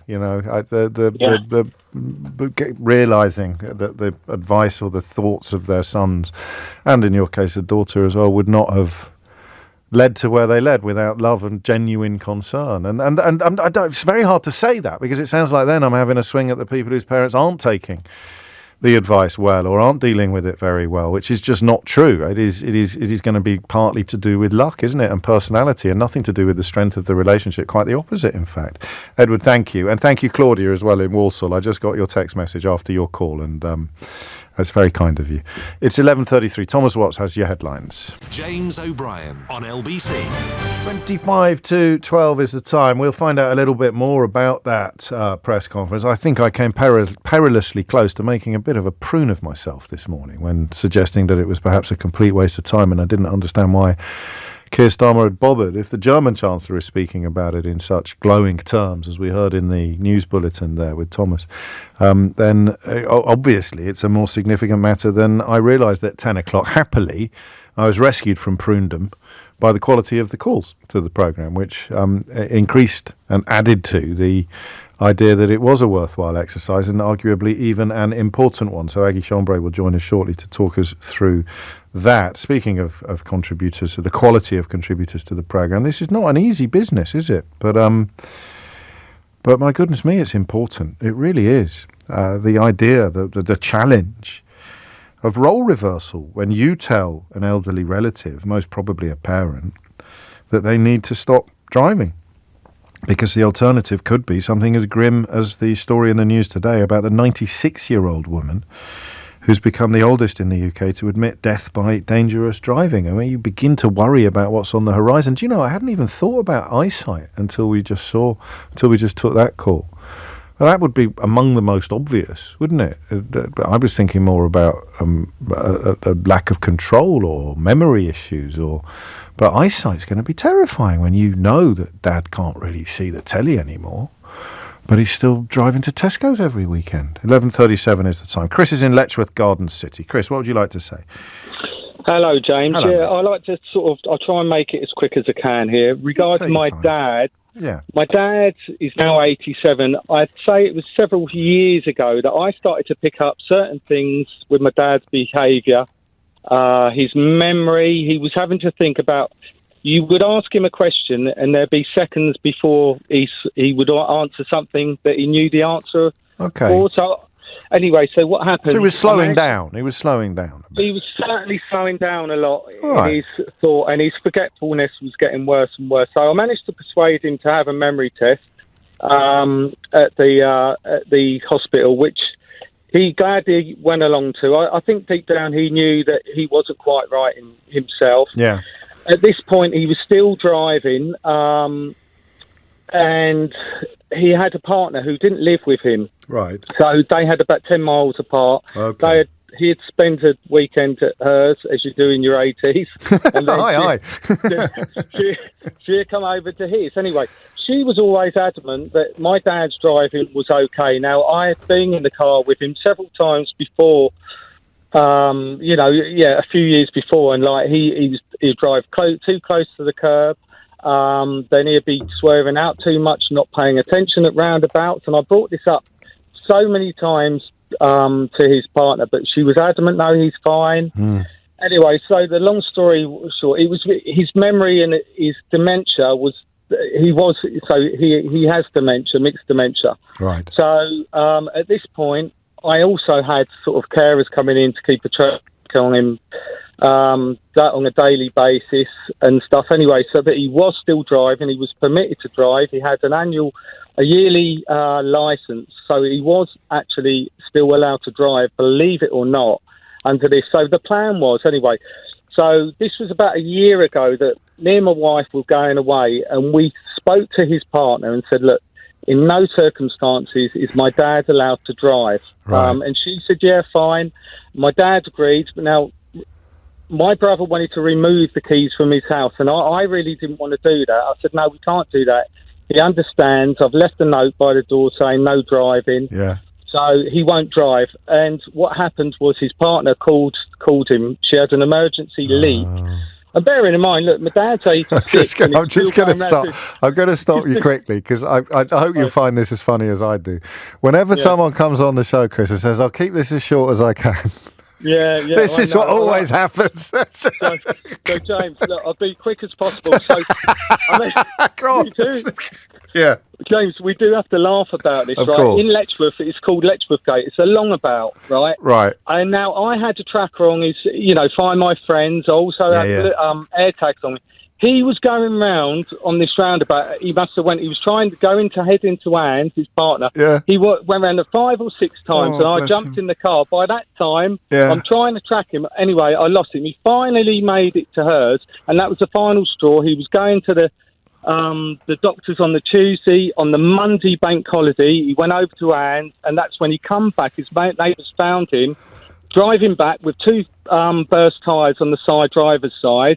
What, just driving on the rims? Driving on the wheel rims, is it? Yeah, so it's basically we don't have no idea what he hit, and thankfully we never heard of any accident. Curb, Yeah. But that was it. After that was it, and sadly, Did he accept it at this point? Did he recognise it at this point, or was he still quite resistant? He did, but because of his dementia and his forgot that he'd agreed. I'm not kidding you, James. He went out there a couple of times when the car was parked outside his and said, "I've got 2 punches," and in your head. In your head, you're going, okay, right, we're going to go over this story again. Yeah. And he was quite shocked every time. I don't believe that, my advice to anyone who suspects that their parents shouldn't be driving, I don't think anyone in their 80s should be driving at least anyway. But I disagree with that, because, Gus is in Wallington. Mm-hmm. He's 93 years old. He does an Institute of Advanced Motorists senior driving assessment every year. He's got another one tomorrow. Good luck, Gus. Yeah, so there you go. Maybe something else. Horses for courses, isn't it? But it was time. It was clear your dad had run out of road. What? Yeah, so there you go. That's a great story, and I'm glad it had a happy ending, albeit with a couple of wobbles in the middle. What happened with the leak? What happened with the leak, Chris? On his car? No, the leak at Anne's. Was it a leak? Was it? Yeah, it was a leak, sorry. I was going to say, because it weren't just his wheels, his engine light was leaking and everything. Oh, no, I don't know. I'm going to have to ask her about that one, aren't I? Still there. She's probably up to her waist in water now out of the dishwasher. God. I tell you, you just couldn't write it, could you? It's like, No, you couldn't. So. Bless him. And bless you. Thank you, Chris. It is 11:43. You're listening to James O'Brien on LBC. Keeping the tone quite light, what headline would you put on this story that appeared in the Irish Times this morning? A music teacher who claims that a state-funded music school has been wasting public money by paying him and his colleagues for lessons it had no students to attend, has accused an education and training board of penalising him by assigning him no new students and threatening disciplinary action. Right, you don't know yet, do you? Okay, it's a woodwind teacher. Okay, he teaches probably the best-known woodwind instrument of them all.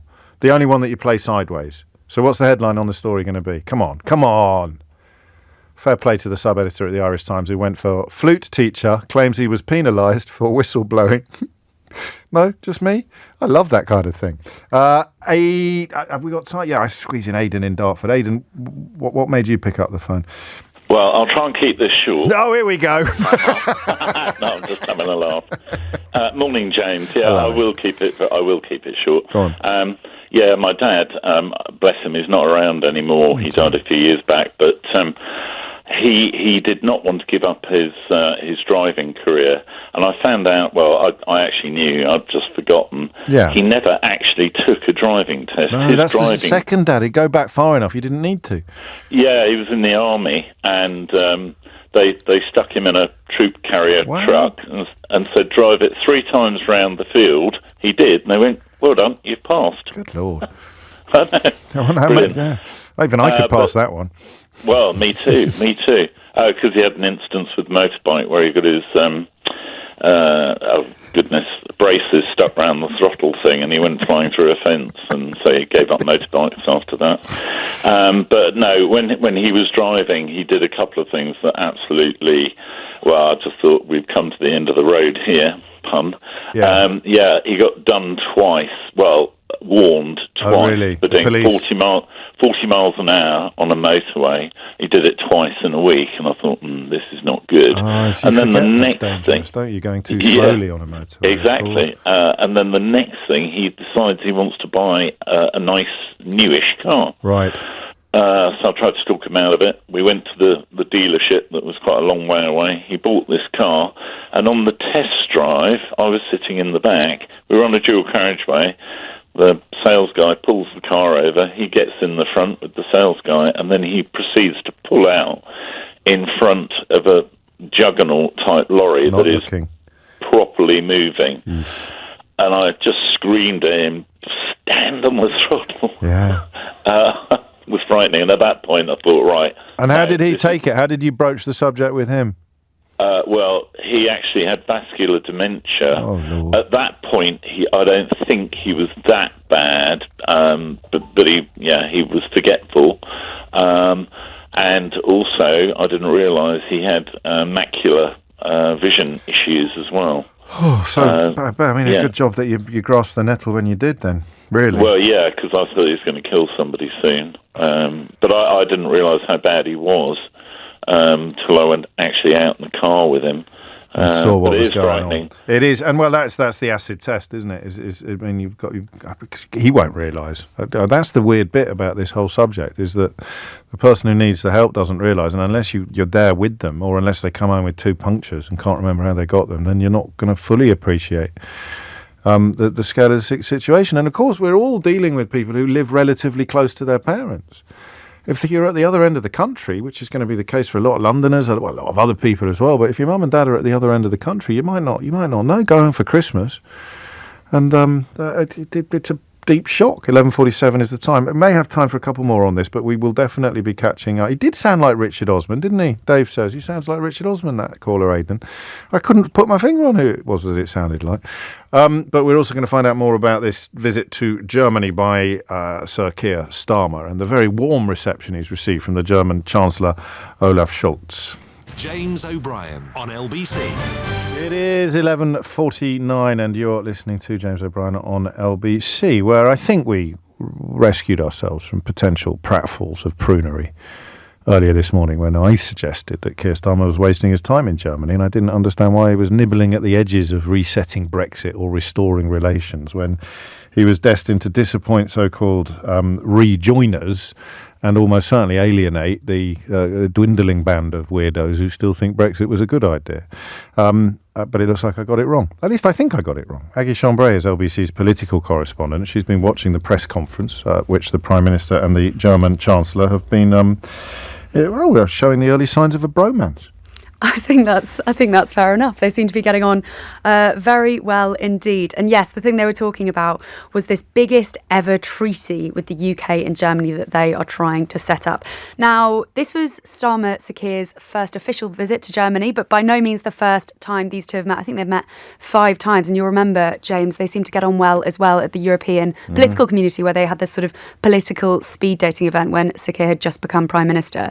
But yes, today at the press conference, so Sir Keir said overnight he wanted to turn the corner on Brexit, fix the broken relationships, strengthen the relationship between those countries. I mean, more warm words. We heard the word reset again. We've heard the word reset so many times since Labour got into government.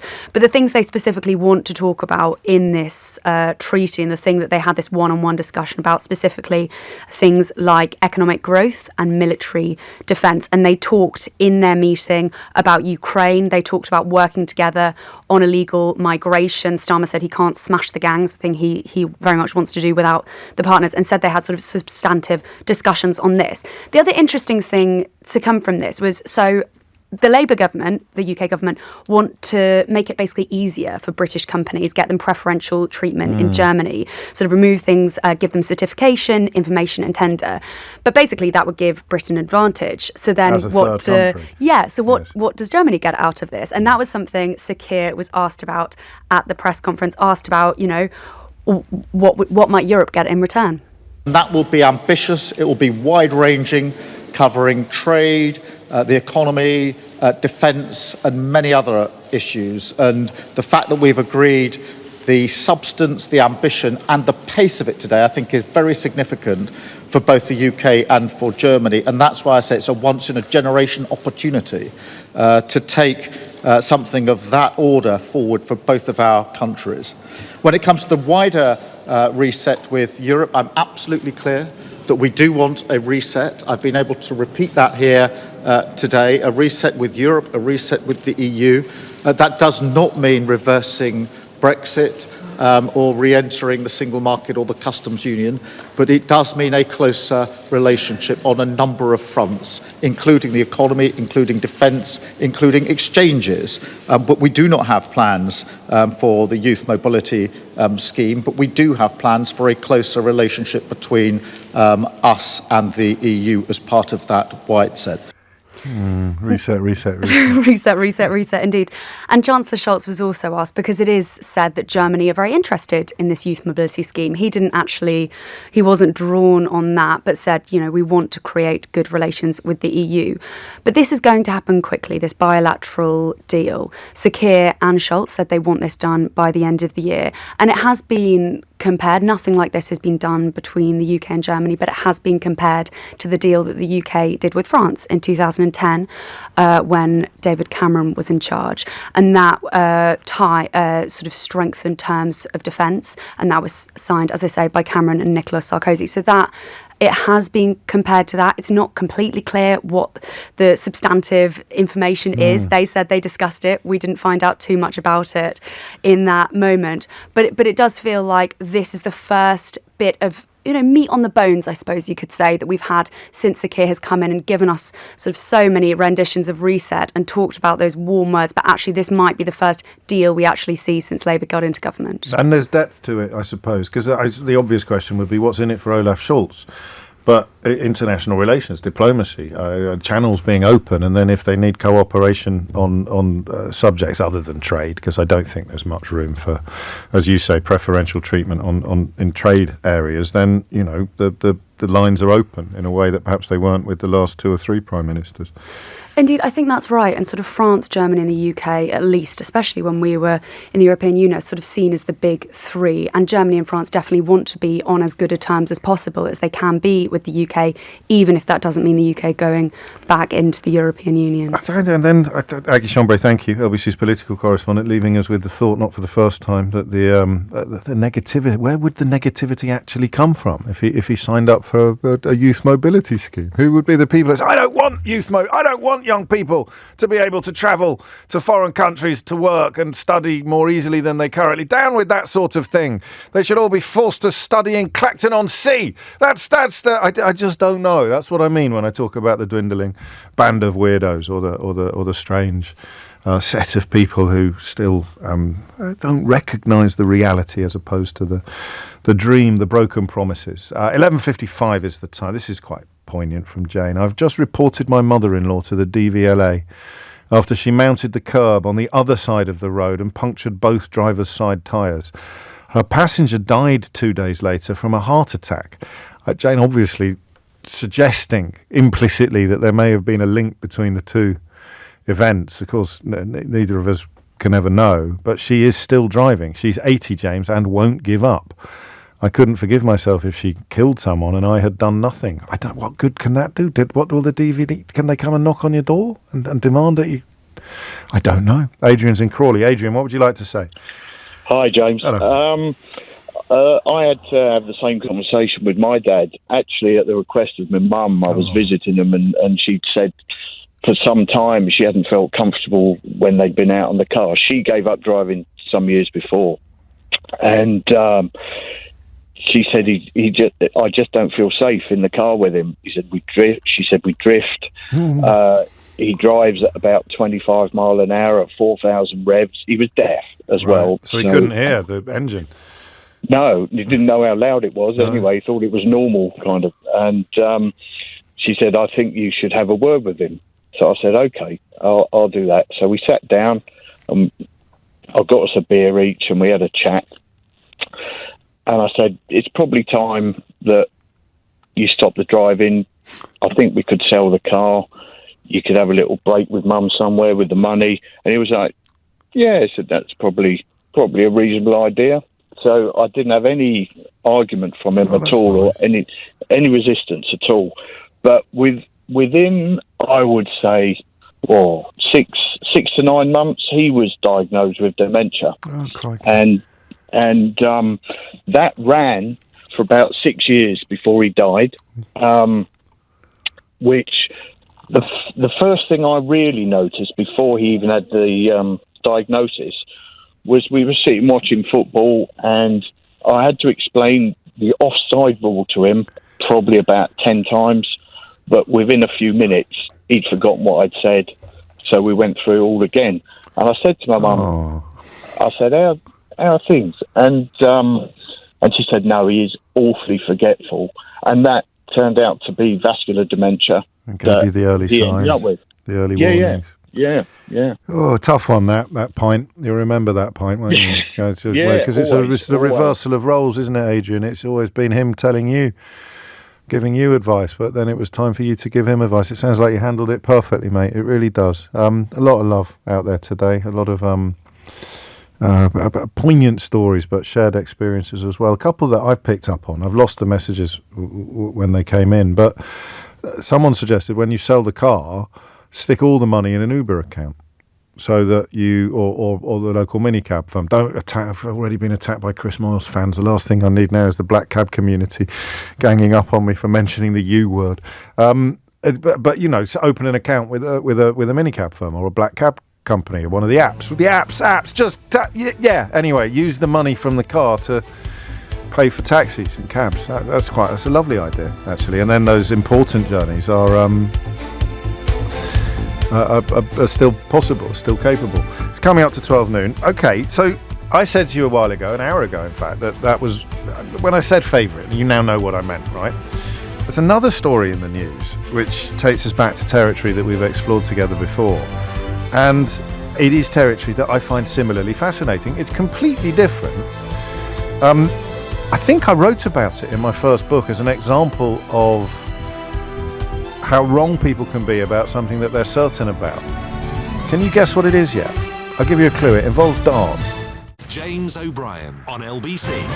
It is 3 minutes after 12. I had one more story in the last conversation, because this one really caught my eye. My 94-year-old dad was still driving locally, James. He'd never taken a test. He drove tanks at D-Day. That got me right in the feels. Gosh. I live 150 miles away, and though there were vague concerns, it didn't feel like time. Until I got a call saying he'd pulled out at a T-junction on a notoriously tricky spot and been hit at 50 miles an hour by an oncoming driver. The A road was closed for 12 hours. The other driver was helicoptered to hospital, happily with just a broken leg, and Dad broke his hip. I had to meet the police at the hospital to take his licence away. My advice, do it sooner rather than later. And that's a nice last word on a poignant conversation. Okay, here's a weird one. Do you remember they were called pit girls?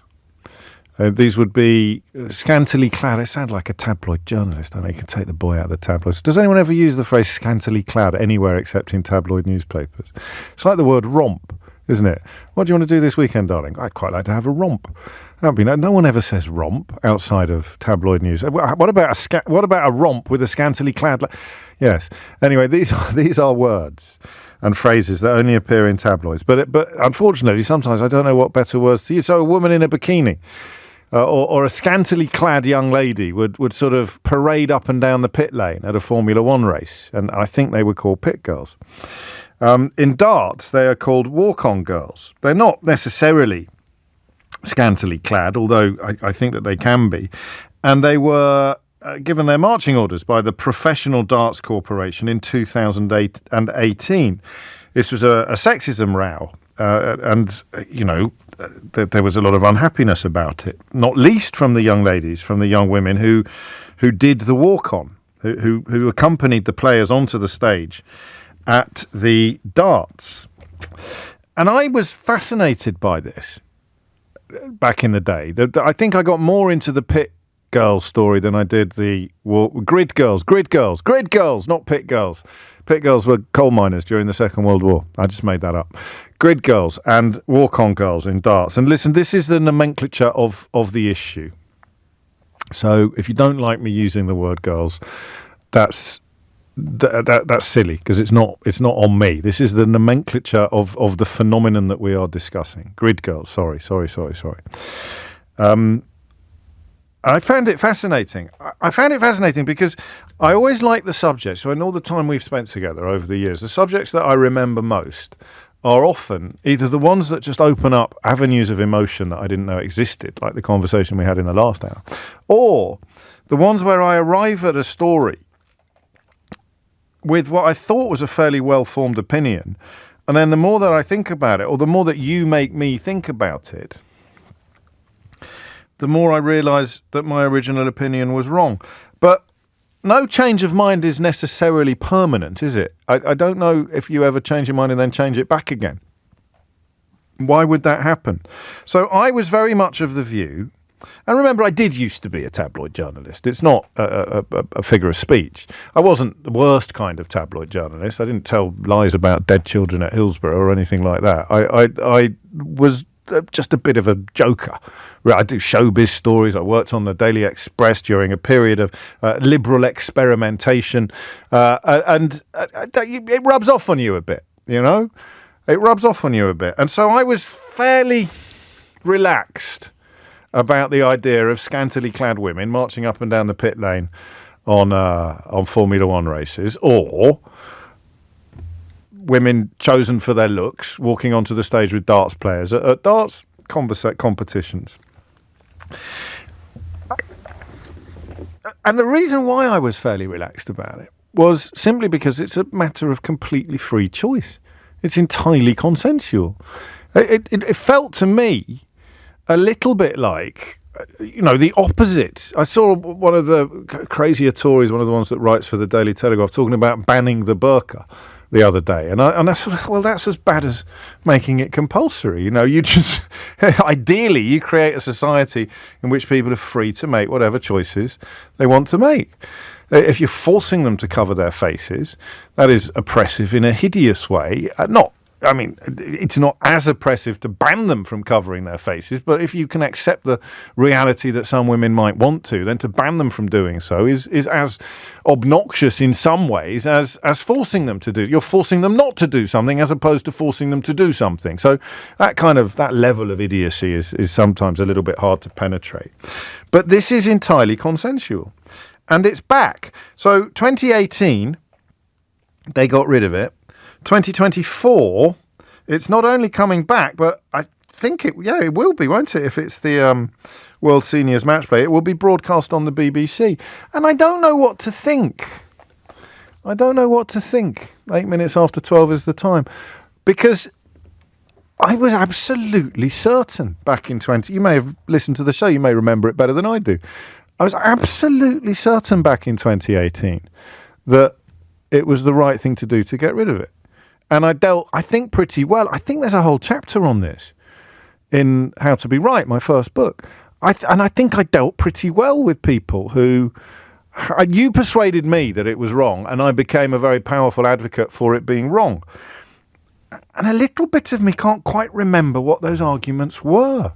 Because when I read now that this is something that we want to do, two women who were involved in the darts 6 years ago and will be involved in the darts again are delighted that they're having this sort of second lease of life. One of them speaks very powerfully, persuasively. Rather than escorting a male, I saw our role as more of a mascot, just being present. Darts is a theatrical sport. It will be fantastic to see everyone again. It will be special to be back on live TV. It will, though, be overwhelming. A new door has opened for us. We can also prove people wrong.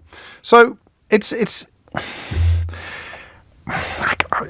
you can tell, can't you? I'm torn on this because that's really impressive. That's really sensible, and it makes an awful lot of sense, the way that is described. Daniela Allfrey is describing what she used to do. It was a blow when we lost the role. It was a shock. So it's quite exciting that the WSDT, that's the World Seniors Match Play, are bringing us back. We bring fun and glamour to the walk-on.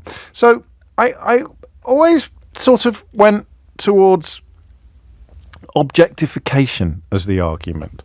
So putting a value on women that was based entirely on how attractive they were perceived to be.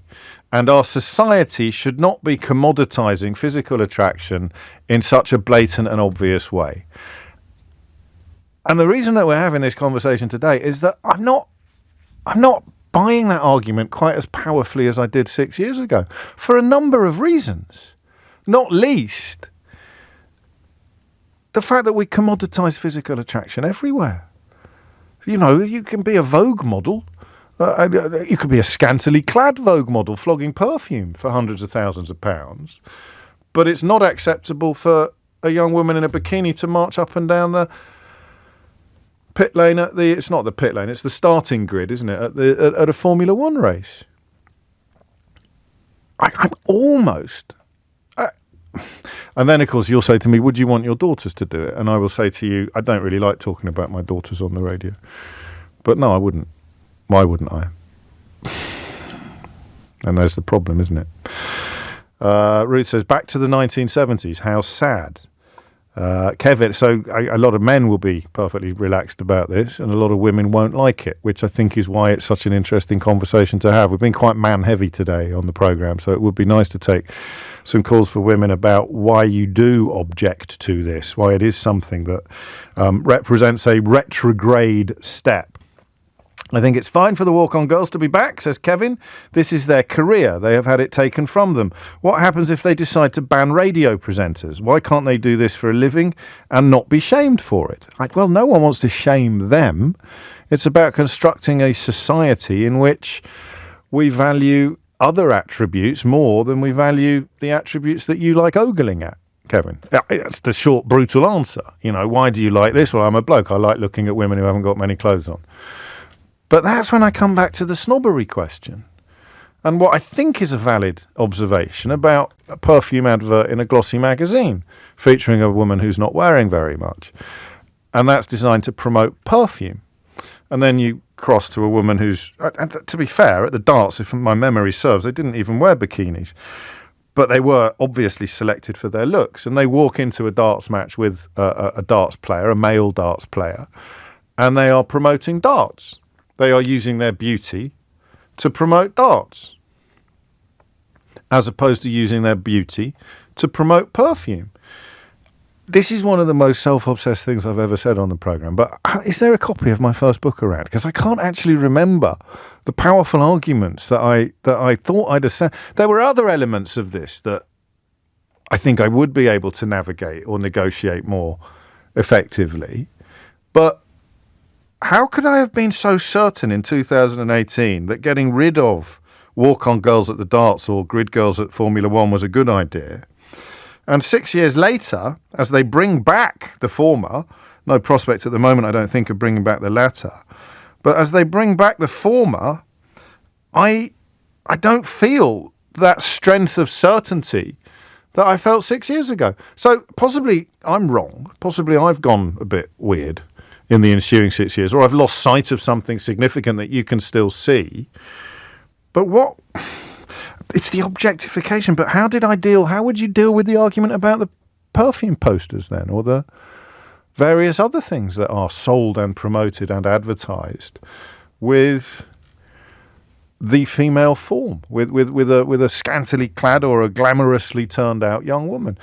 Let's get the phone lines open on this. I want female calls on this as well. So if you... And you heard, didn't you, in the last hour, one caller said sorry. Did you hear that? One caller apologised. And it was a woman caller. Always think that your contribution isn't going to be as valuable or as interesting, and it always is. Men ring in and say, I'll keep this short, James, and then 2.5 hours later we're going, flipping heck, does this story ever end? Women ring in and say, I'm very sorry, this probably isn't very... Sort of somewhere between the two lies the promised land, the world in which we all want to inhabit. So how does this work then? As a young woman or an older woman, they're bringing back women whose job is to be ornaments for darts players. Or, to quote Daniela Allfrey herself, and she is one of the women, I saw our role as more of a mascot, just being present. Darts is a theatrical sport. I'm going to stick with ornament for the time being. And it felt like progress in 2018 when we got rid of it. So why doesn't it feel like necessarily like regress today when we learn that they're bringing it back? 0345 6060 973 is the number that you need. James O'Brien on LBC. 12:17 is the time. You're listening to James O'Brien on LBC. Walk-on girls of darts return to the top flight.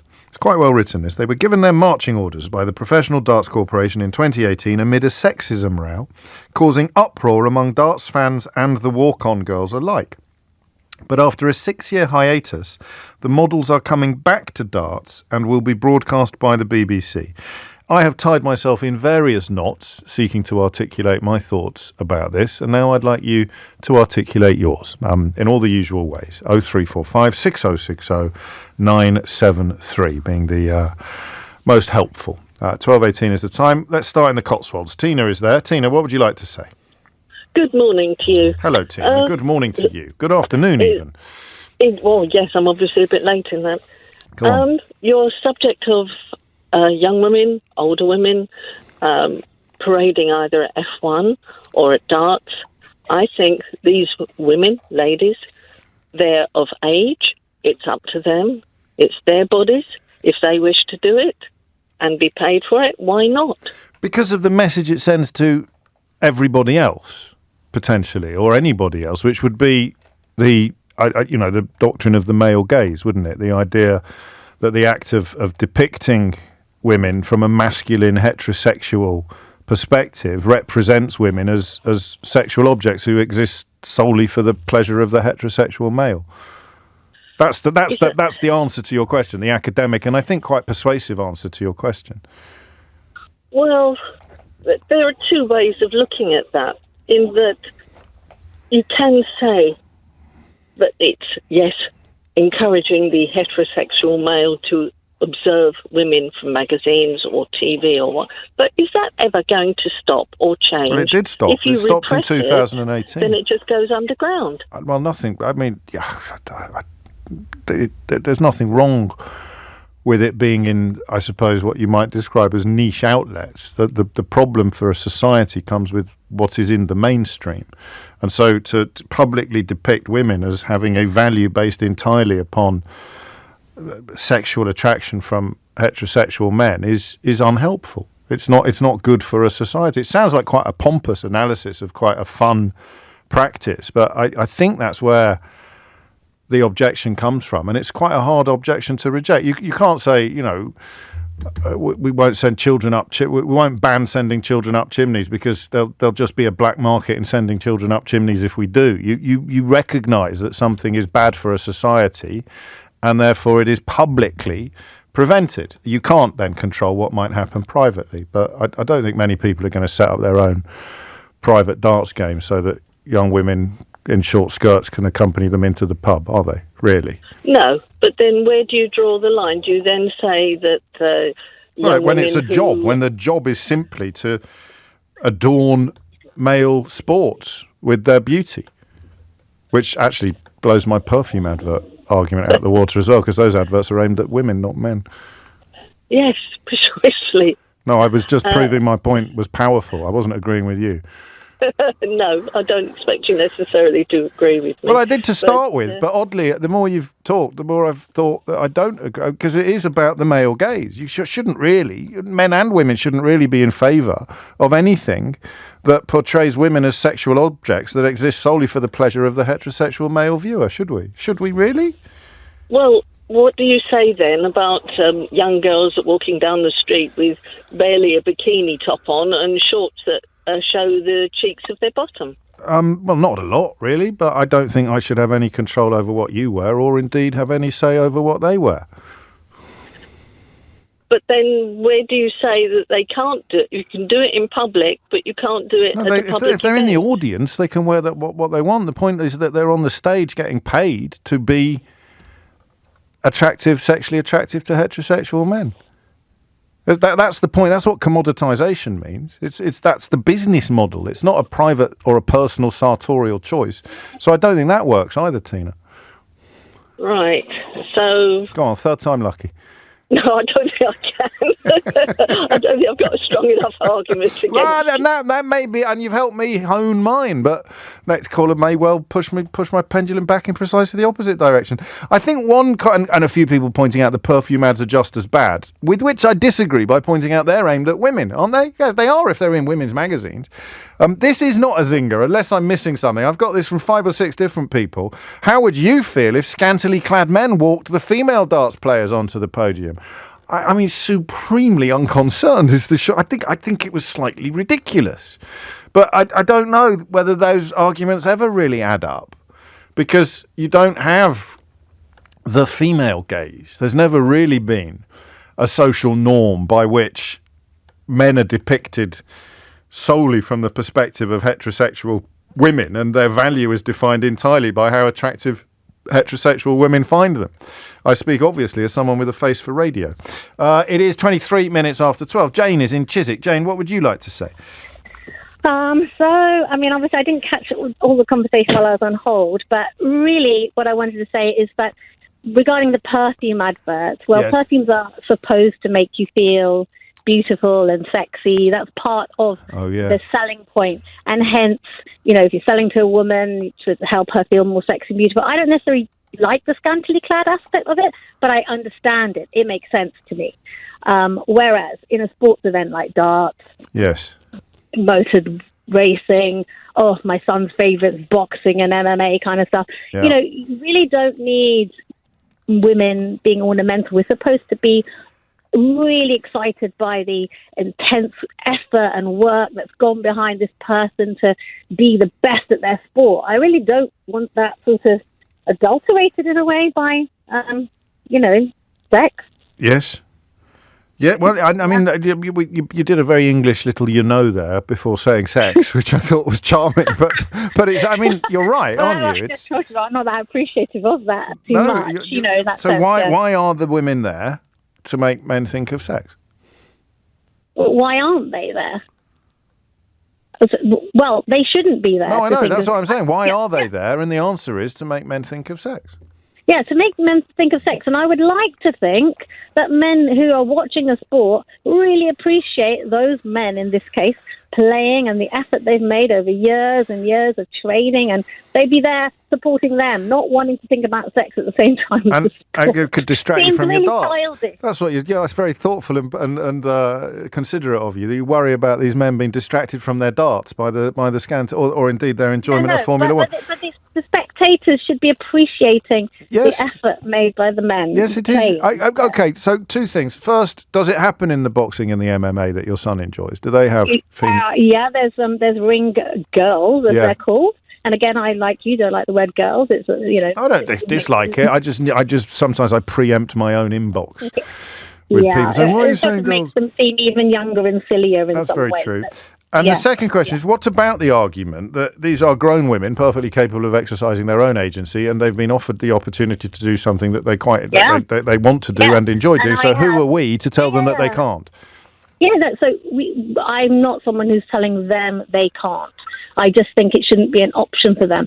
I want my children, if I had daughters, I happen to have 3 sons, but I would want my daughters to be given every opportunity to not want to be, in my opinion, someone who's an ornament. I like, that's just my view. I'm not saying, there's anything wrong with those particular women. I just think I would want for them, if I'm being honest, I would want for them to, aim higher. Yeah, sorry. No, I do, but not 100% comfortable with it, because it's taking away agency and autonomy from other people.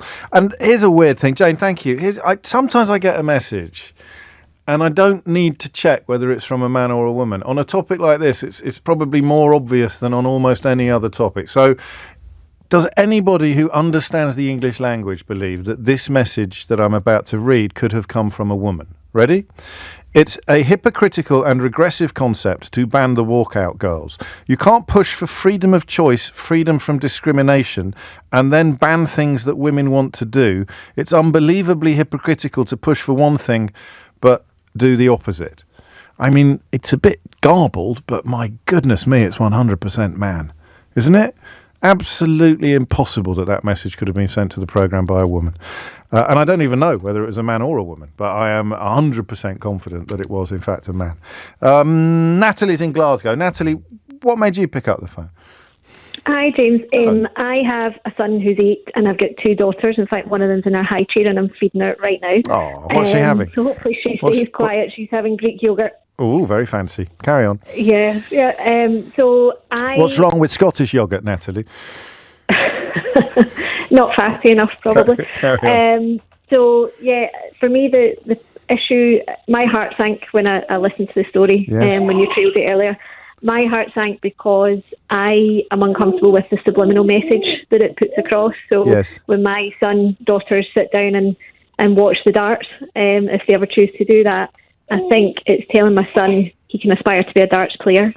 It's giving my daughters a very different message, which is, this is what you're good for, which is really just dressing up around the darts, but leave the darts to the men. It is a difficult one because I like that. I hadn't that. Yes, I mean, a choice, but for female the darts. women who enjoy doing this, and I've Yeah. actually been to boxing matches where there's ring girls. I am really, really happy for women to dress up, flaunt it. You know, I've had plenty of nights out over the years. Yes. Love getting dressed up myself. For me, the aspect that makes this just a bit more sticky and uncomfortable is that it's televised, it's going out to the masses, and it's the sporting element. And I know you touched on the perfume ads.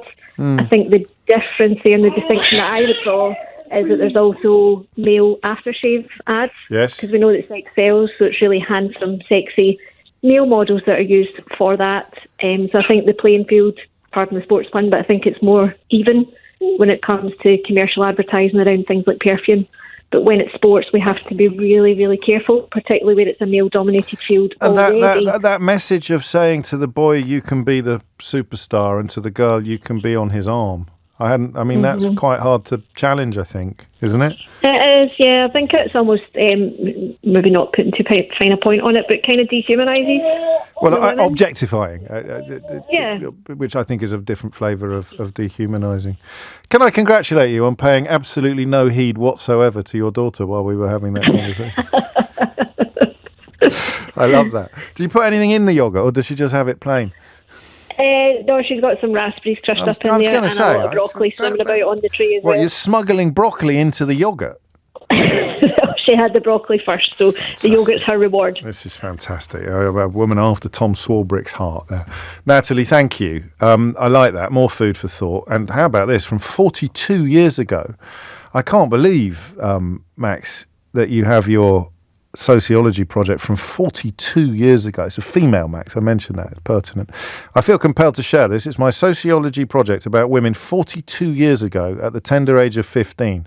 Forget about perfume. What about TVs? And it's a photograph of a woman in a suggestive pose flanked by two televisions, one 14 inches and one 26. And she wrote, 42 years ago, what has a woman got to do with televisions? Do they think that by having a woman lounging amongst some televisions, they can sell better or more TVs? Or is she just there to make the picture look pretty and attract the men? So there you go. That's possibly a better phrase than making men think about sex. Attract the men. And then to continue the game, could a woman have sent this text? Disagree with James on this statement. They are there to make the men think of sex. They are there because they are attractive. Attractiveness sells. Why else does Wolverine have his shirt off in loads of the new film? The association with sex may be there for some men, but not all. When you see an attractive woman, do you think about sex with her, or do you just think she's pretty? Could that message have been sent by a woman? Amelia Cox is here now with your headlines. James O'Brien on LBC. 12:33 is the time, the return of the walk on girls. On one hand, just a little bit of harmless fun. On the other hand, it sends a message to young women that if they eat their greens and work hard, then they too can hold the hand of a darts player playing for, these days, tens if not hundreds of thousands of pounds. When they appear on a television screen. So that's the point I was trying to make with the first caller, with Tina, about what a society does, how a society approaches these things. And the more you think about it, arguably, the more of a retrograde step it becomes. And yet, when you get to the question of consent, well, remind me what the zinger is on consent. What's the zinger on, well, if women want to do it, they should be able to do it. Or if someone wants to do it, they should be able to do it. There's no zinger in asking me how I feel about scantily clad men walking up and down the starting grid at Formula One, because I'm not obviously a woman or a gay man, but I don't think that the female gaze exists in the way that the male gaze exists. Otherwise, there would be scantily clad men marching up and down everywhere. And the bloke who got his knickers in a twist about, and I'm confident it was a bloke, about Hugh Jackman taking his shirt off in the new Wolverine and Deadpool film, I don't think he would be sitting there ogling. Women do not sit there ogling Hugh Jackman's naked torso in the way that men will ogle women in bikinis at Formula One races or what have you. There might be an aesthetic appreciation, but it's not the female gaze telling men that their chief value in this society is how attractive they are to men. So there's an interesting development, but it doesn't undo the if you want to do it, you should be able to do it argument. It feels a bit repressive. 12:35 is the time. Let's go to Royston. Nicola is there. Nicola, what would you like to say? Hi, James. Hello. Long-time listener, very nervous. It's only me. I know, it's only you.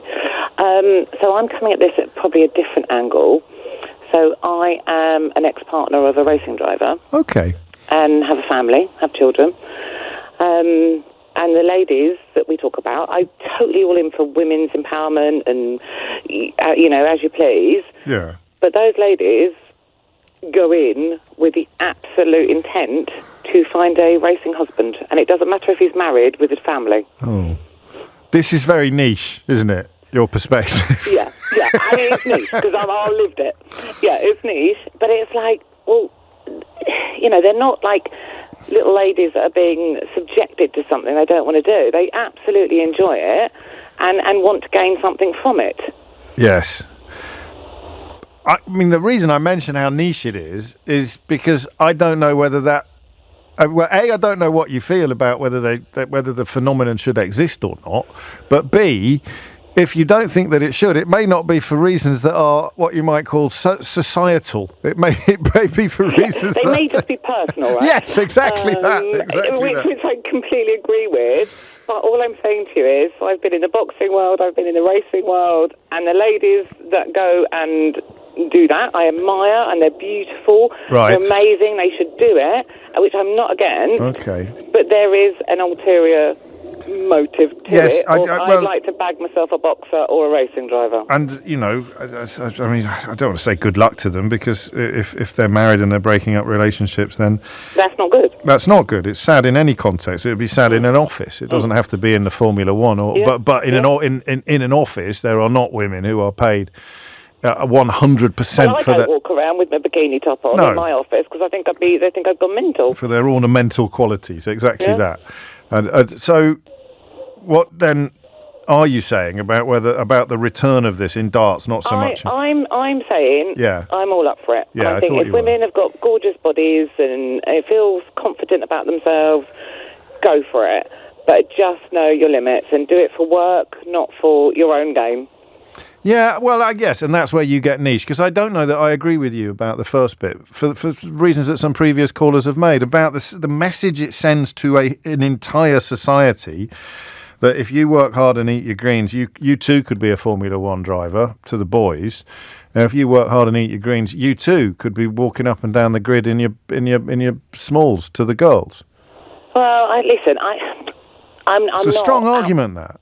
Yeah, but I'm not up to disagree with you. I just think the guys is fine, the girls is fine, but it's work, and that if that's what you do, I'm so pleased with you that you were given the great genes, yes, the great gene pool to do that, because not all of us were blessed with that. I think that you're focusing upon the individuals that are doing it as opposed to the social impact of the phenomenon that sees them doing it, and that's two different answers to the same question, really. But I've lived it and you haven't. That's very well. How do you know?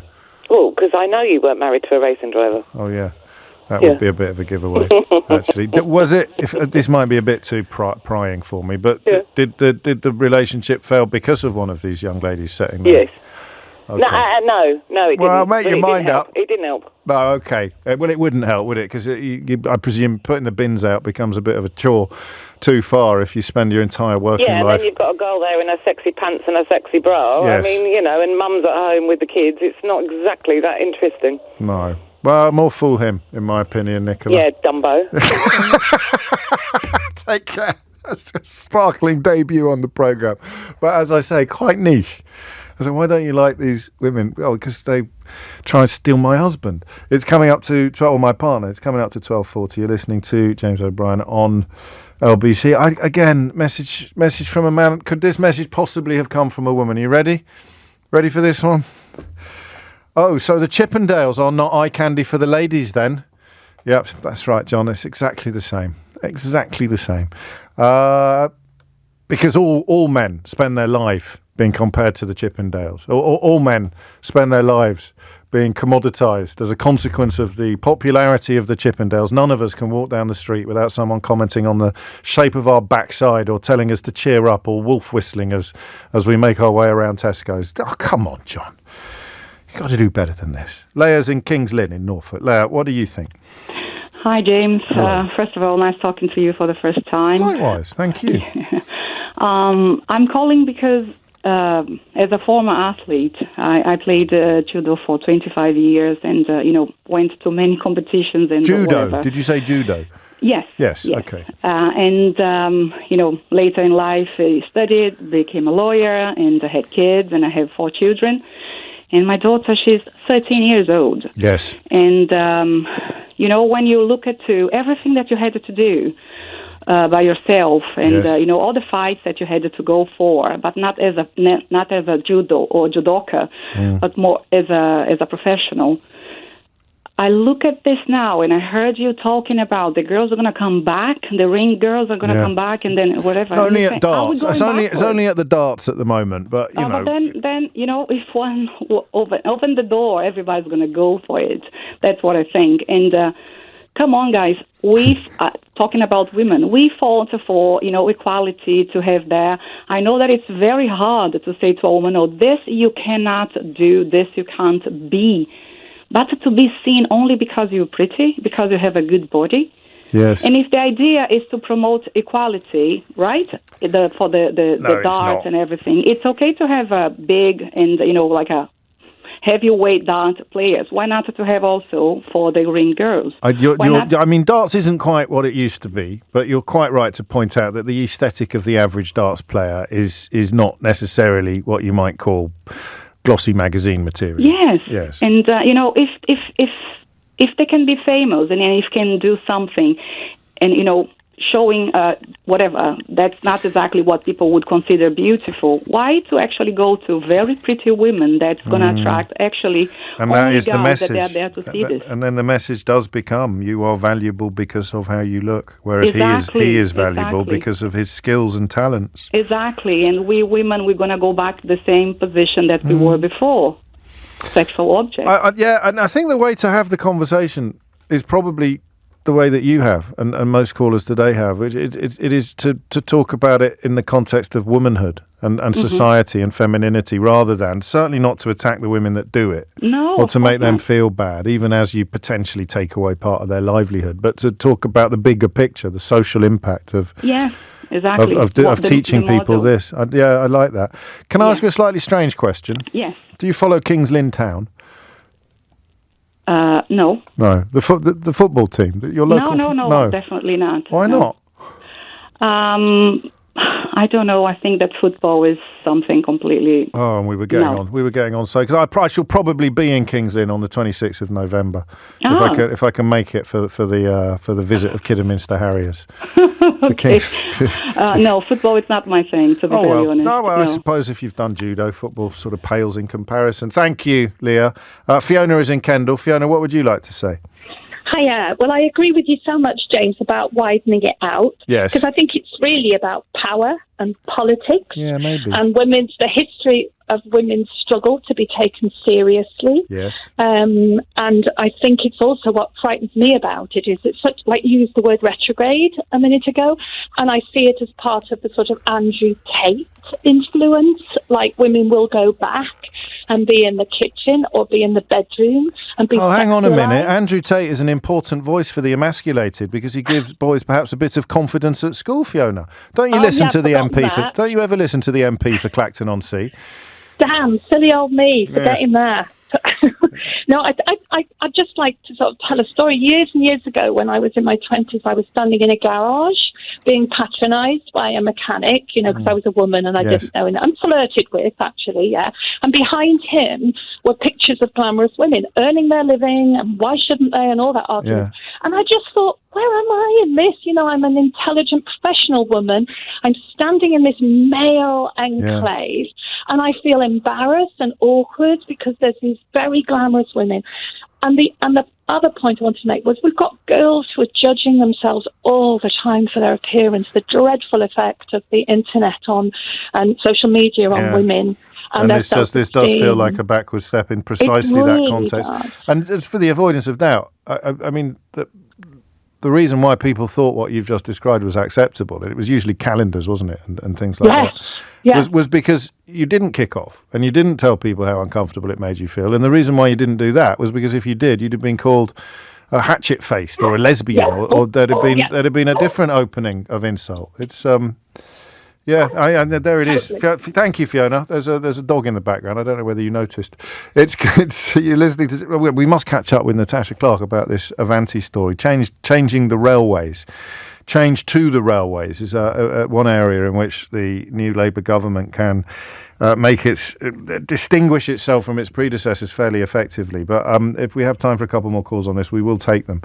Would you like another round of could this text possibly have come from a woman? Do you want another round of that? Okay, you ready? Come on, James. What would you want to do if you were a young woman? Hang around on some super yacht in Monaco or work on the checkouts in Tesco? Could that have come from a woman, do you think, that text? Stu in Evesham, what you're doing there, mate, is narrowing down the life choices that women face to either being an ornament on a yacht for a rich man or working on the checkouts in Tesco. If you've got daughters, I hope by the time they turn 18, you'll have realised that there are rather more options in life than those two. James O'Brien on LBC. 12:49 is the time. So this is sort of giving with one hand and taking away with the other. So, James, what was the post office story, mate? That's a fair point from Stephen. And also, what's your beef with Chris Moyles? I know that you're joking now, because anyway, the post office story was this, because we're talking in the second hour about difficult conversations with elderly relatives, older relatives, and there's a lot of love there, a lot of us missing our dads as we had the conversation. And this story just got me this morning. It got me right in the feels. The son of a sub-postmistress who falsely admitted stealing £35,000 to save his mother from jail, has told of his tears when his conviction was quashed. I just thought this story was so powerful. You'll know 700 post office postmasters were prosecuted between 1999 and 2015 because the software was faulty and it made it look as if they'd stolen money. And Ravinder Nagar's mum worked at a post office in Inverclyde in Scotland. And he said yesterday that he believes if he hadn't taken the blame for the supposedly missing money, his mum would not have survived jail. I feel if I hadn't done what I'd done 15 years ago, I wouldn't be sitting here now getting my conviction overturned. I'd have been sitting here now getting a letter saying that my dead mum was being exonerated, because that's the effect it would have had on the family. So what a legend Ravinder Nagar is, and what an example to us all. And Mum, if you're listening, I don't want you going out shoplifting in Tesco later or anything like that. I will not be stepping into the breach to take your punishment. 12:51 is the time. Isn't that nice? I think I may have misread Stu and Evesham's text a moment ago. Here's what he really wrote. Come on, James, what would you want to do if you were a young woman? Hang around on some super yacht in Monaco or be the political editor of LBC? Do you see, Stu, how different that is from the nonsense you sent me? Here is Natasha Clark, the political editor of LBC. It's quite nice in Monaco at this time of year, I'm sure. It is very nice, especially if you've got a yacht. What have you got? James, I wanted to talk to you today about the story that I've got today about Avanti. The government, I'm told, are looking into whether they can legally end Avanti's rail contract early because of the woeful service that ministers believe they have provided in the last few years. And if you look at the statistics, it is pretty bad. 4 in 10 Avanti trains were on time in the year to March 2023, and 9% of all of their services were cancelled. We know the last government, they were unhappy with the service that Avanti were running. However, they still decided to extend their contract by quite a long time. So we're not expecting that to come to an end until around 2029. But I understand that ministers are looking into whether it's possible legally to end that early, potentially as early as 2026. It's Avanti West Coast. Yes, the West Coast rail line. Do you still do that thing? I still do the never eat shredded wheat to remind myself which way is east. I sometimes go, even when I'm getting the tube home, I have to remind myself where you live. Yes, exactly. So this is the one that goes up through Manchester, the northwest, Glasgow. all the way to Scotland, up to Glasgow, and through the West Midlands as well. Do we know why the last government gave them more time, despite the service being so atrocious? Yeah, so they genuinely believed that they'd turned a corner on this. They'd put in place a number of improvements to the service. They extended their contracts by 6 months and then another 6 months, essentially putting them on the back foot, putting their feet to the fire to try and help them improve those services. I think their services did improve, but the rail minister at the time said, they felt that they'd done enough in order to get an extension of that contract. However, going from a 6-month contract to a 9-year contract feels quite extreme to me, especially as we know that, like I say, the statistics show that they still aren't performing as well as potentially some of the other services. And we know that the government do want to take all of these contracts into public ownership at some point. So this is the direction of travel anyway. That was a manifesto pledge, wasn't it? It was, but also was in that manifesto pledge, James, was they said they weren't going to spend a penny of taxpayers' money doing it. Yes. So the problem with this they'd either wait for the contract to expire,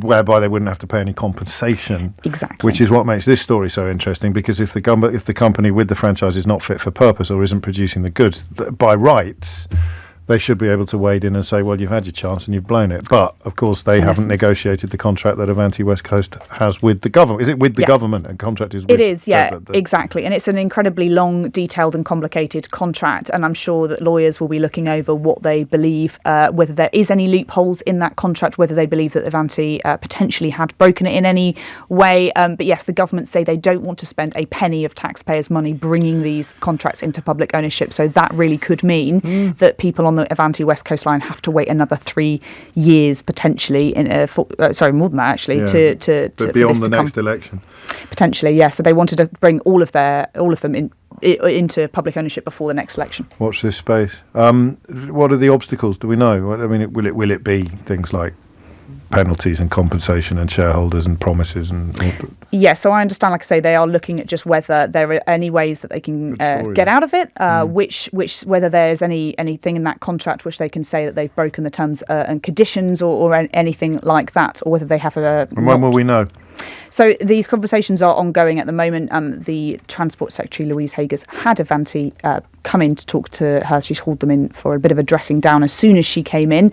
But essentially, we probably won't know for a while. We are expecting the public ownership bill back in the House of Commons next week. So we may hear a little bit more from her in the Commons if she'd like to give a nod to whether that is something she could do or not, maybe next week. Mark Harper, wasn't it, who said the company was back on track when they were handing out that contract to last until 2029. Exactly. And finally, of course, there's nothing to stop them improving their service and taking this off the table entirely by actually no longer being subpar. Yeah, of course. And yeah, I'm sure that the government will be absolutely pressing them to do so, especially if they believe that it will be out of their remit for a little while longer. We're expecting the first contracts to come to an end naturally in the next few months. The government will have to give them about 3 months' notice before they officially pull the plug, like I say, rolling those contracts back into what will be called Great British Railway when that gets set up.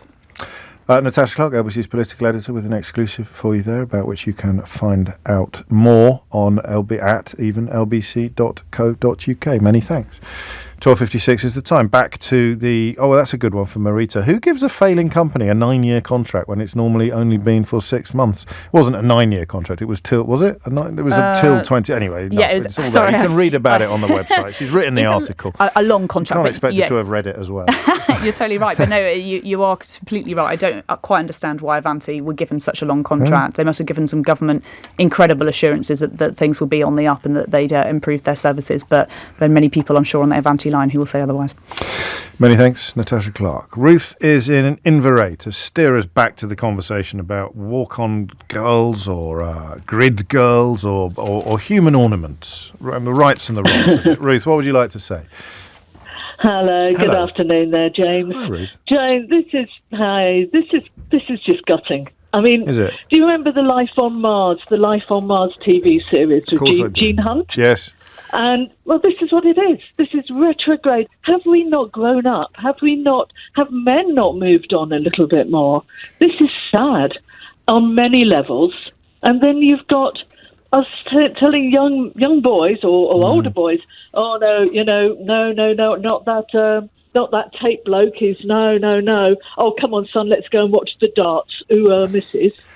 It's crazy. It is nicely put. The only point which people fail to fully address is the freedom of the young woman to do this thing. Should she so choose? Let me put my teeth in and try again. Should she so choose? Well, at what level of point are we going to take that? How far are we going to take that? Just this far. I never buy those arguments. Just this far. That's this far. Here is a 20-something woman who wants to walk on. Did you just shush me? Okay. Did you just shush me? I didn't. Did you not? No, you were going sheesh. I thought you were shushing me. You're more than welcome to shush me. Sheila Fogarty shushes me all the time. I think she was trying to say she, but just lingered on the she. Yes. James, yes. I am not worthy. Ruth, you are worthy. But what do you say to the woman who says, I quite like doing this? Who are you to tell me that I can't? Yeah, that's a fair enough comment. I would actually say to the rider, I would bring it to the rider thing of looking at the men and saying, hey, come on, lad. Me too. Really? Really? Bonkers. Yes. Would you like to shush me before you go? I did not shush you. I just sort of squeezed through my gaps in my teeth. So it's you and me both. Ruth, thank you. If you missed any of today's show, you can listen back on Catch Up on Global Player, where you'll also find all of LBC's shows to catch up on, as well as all of Global's live radio stations, including Radio X.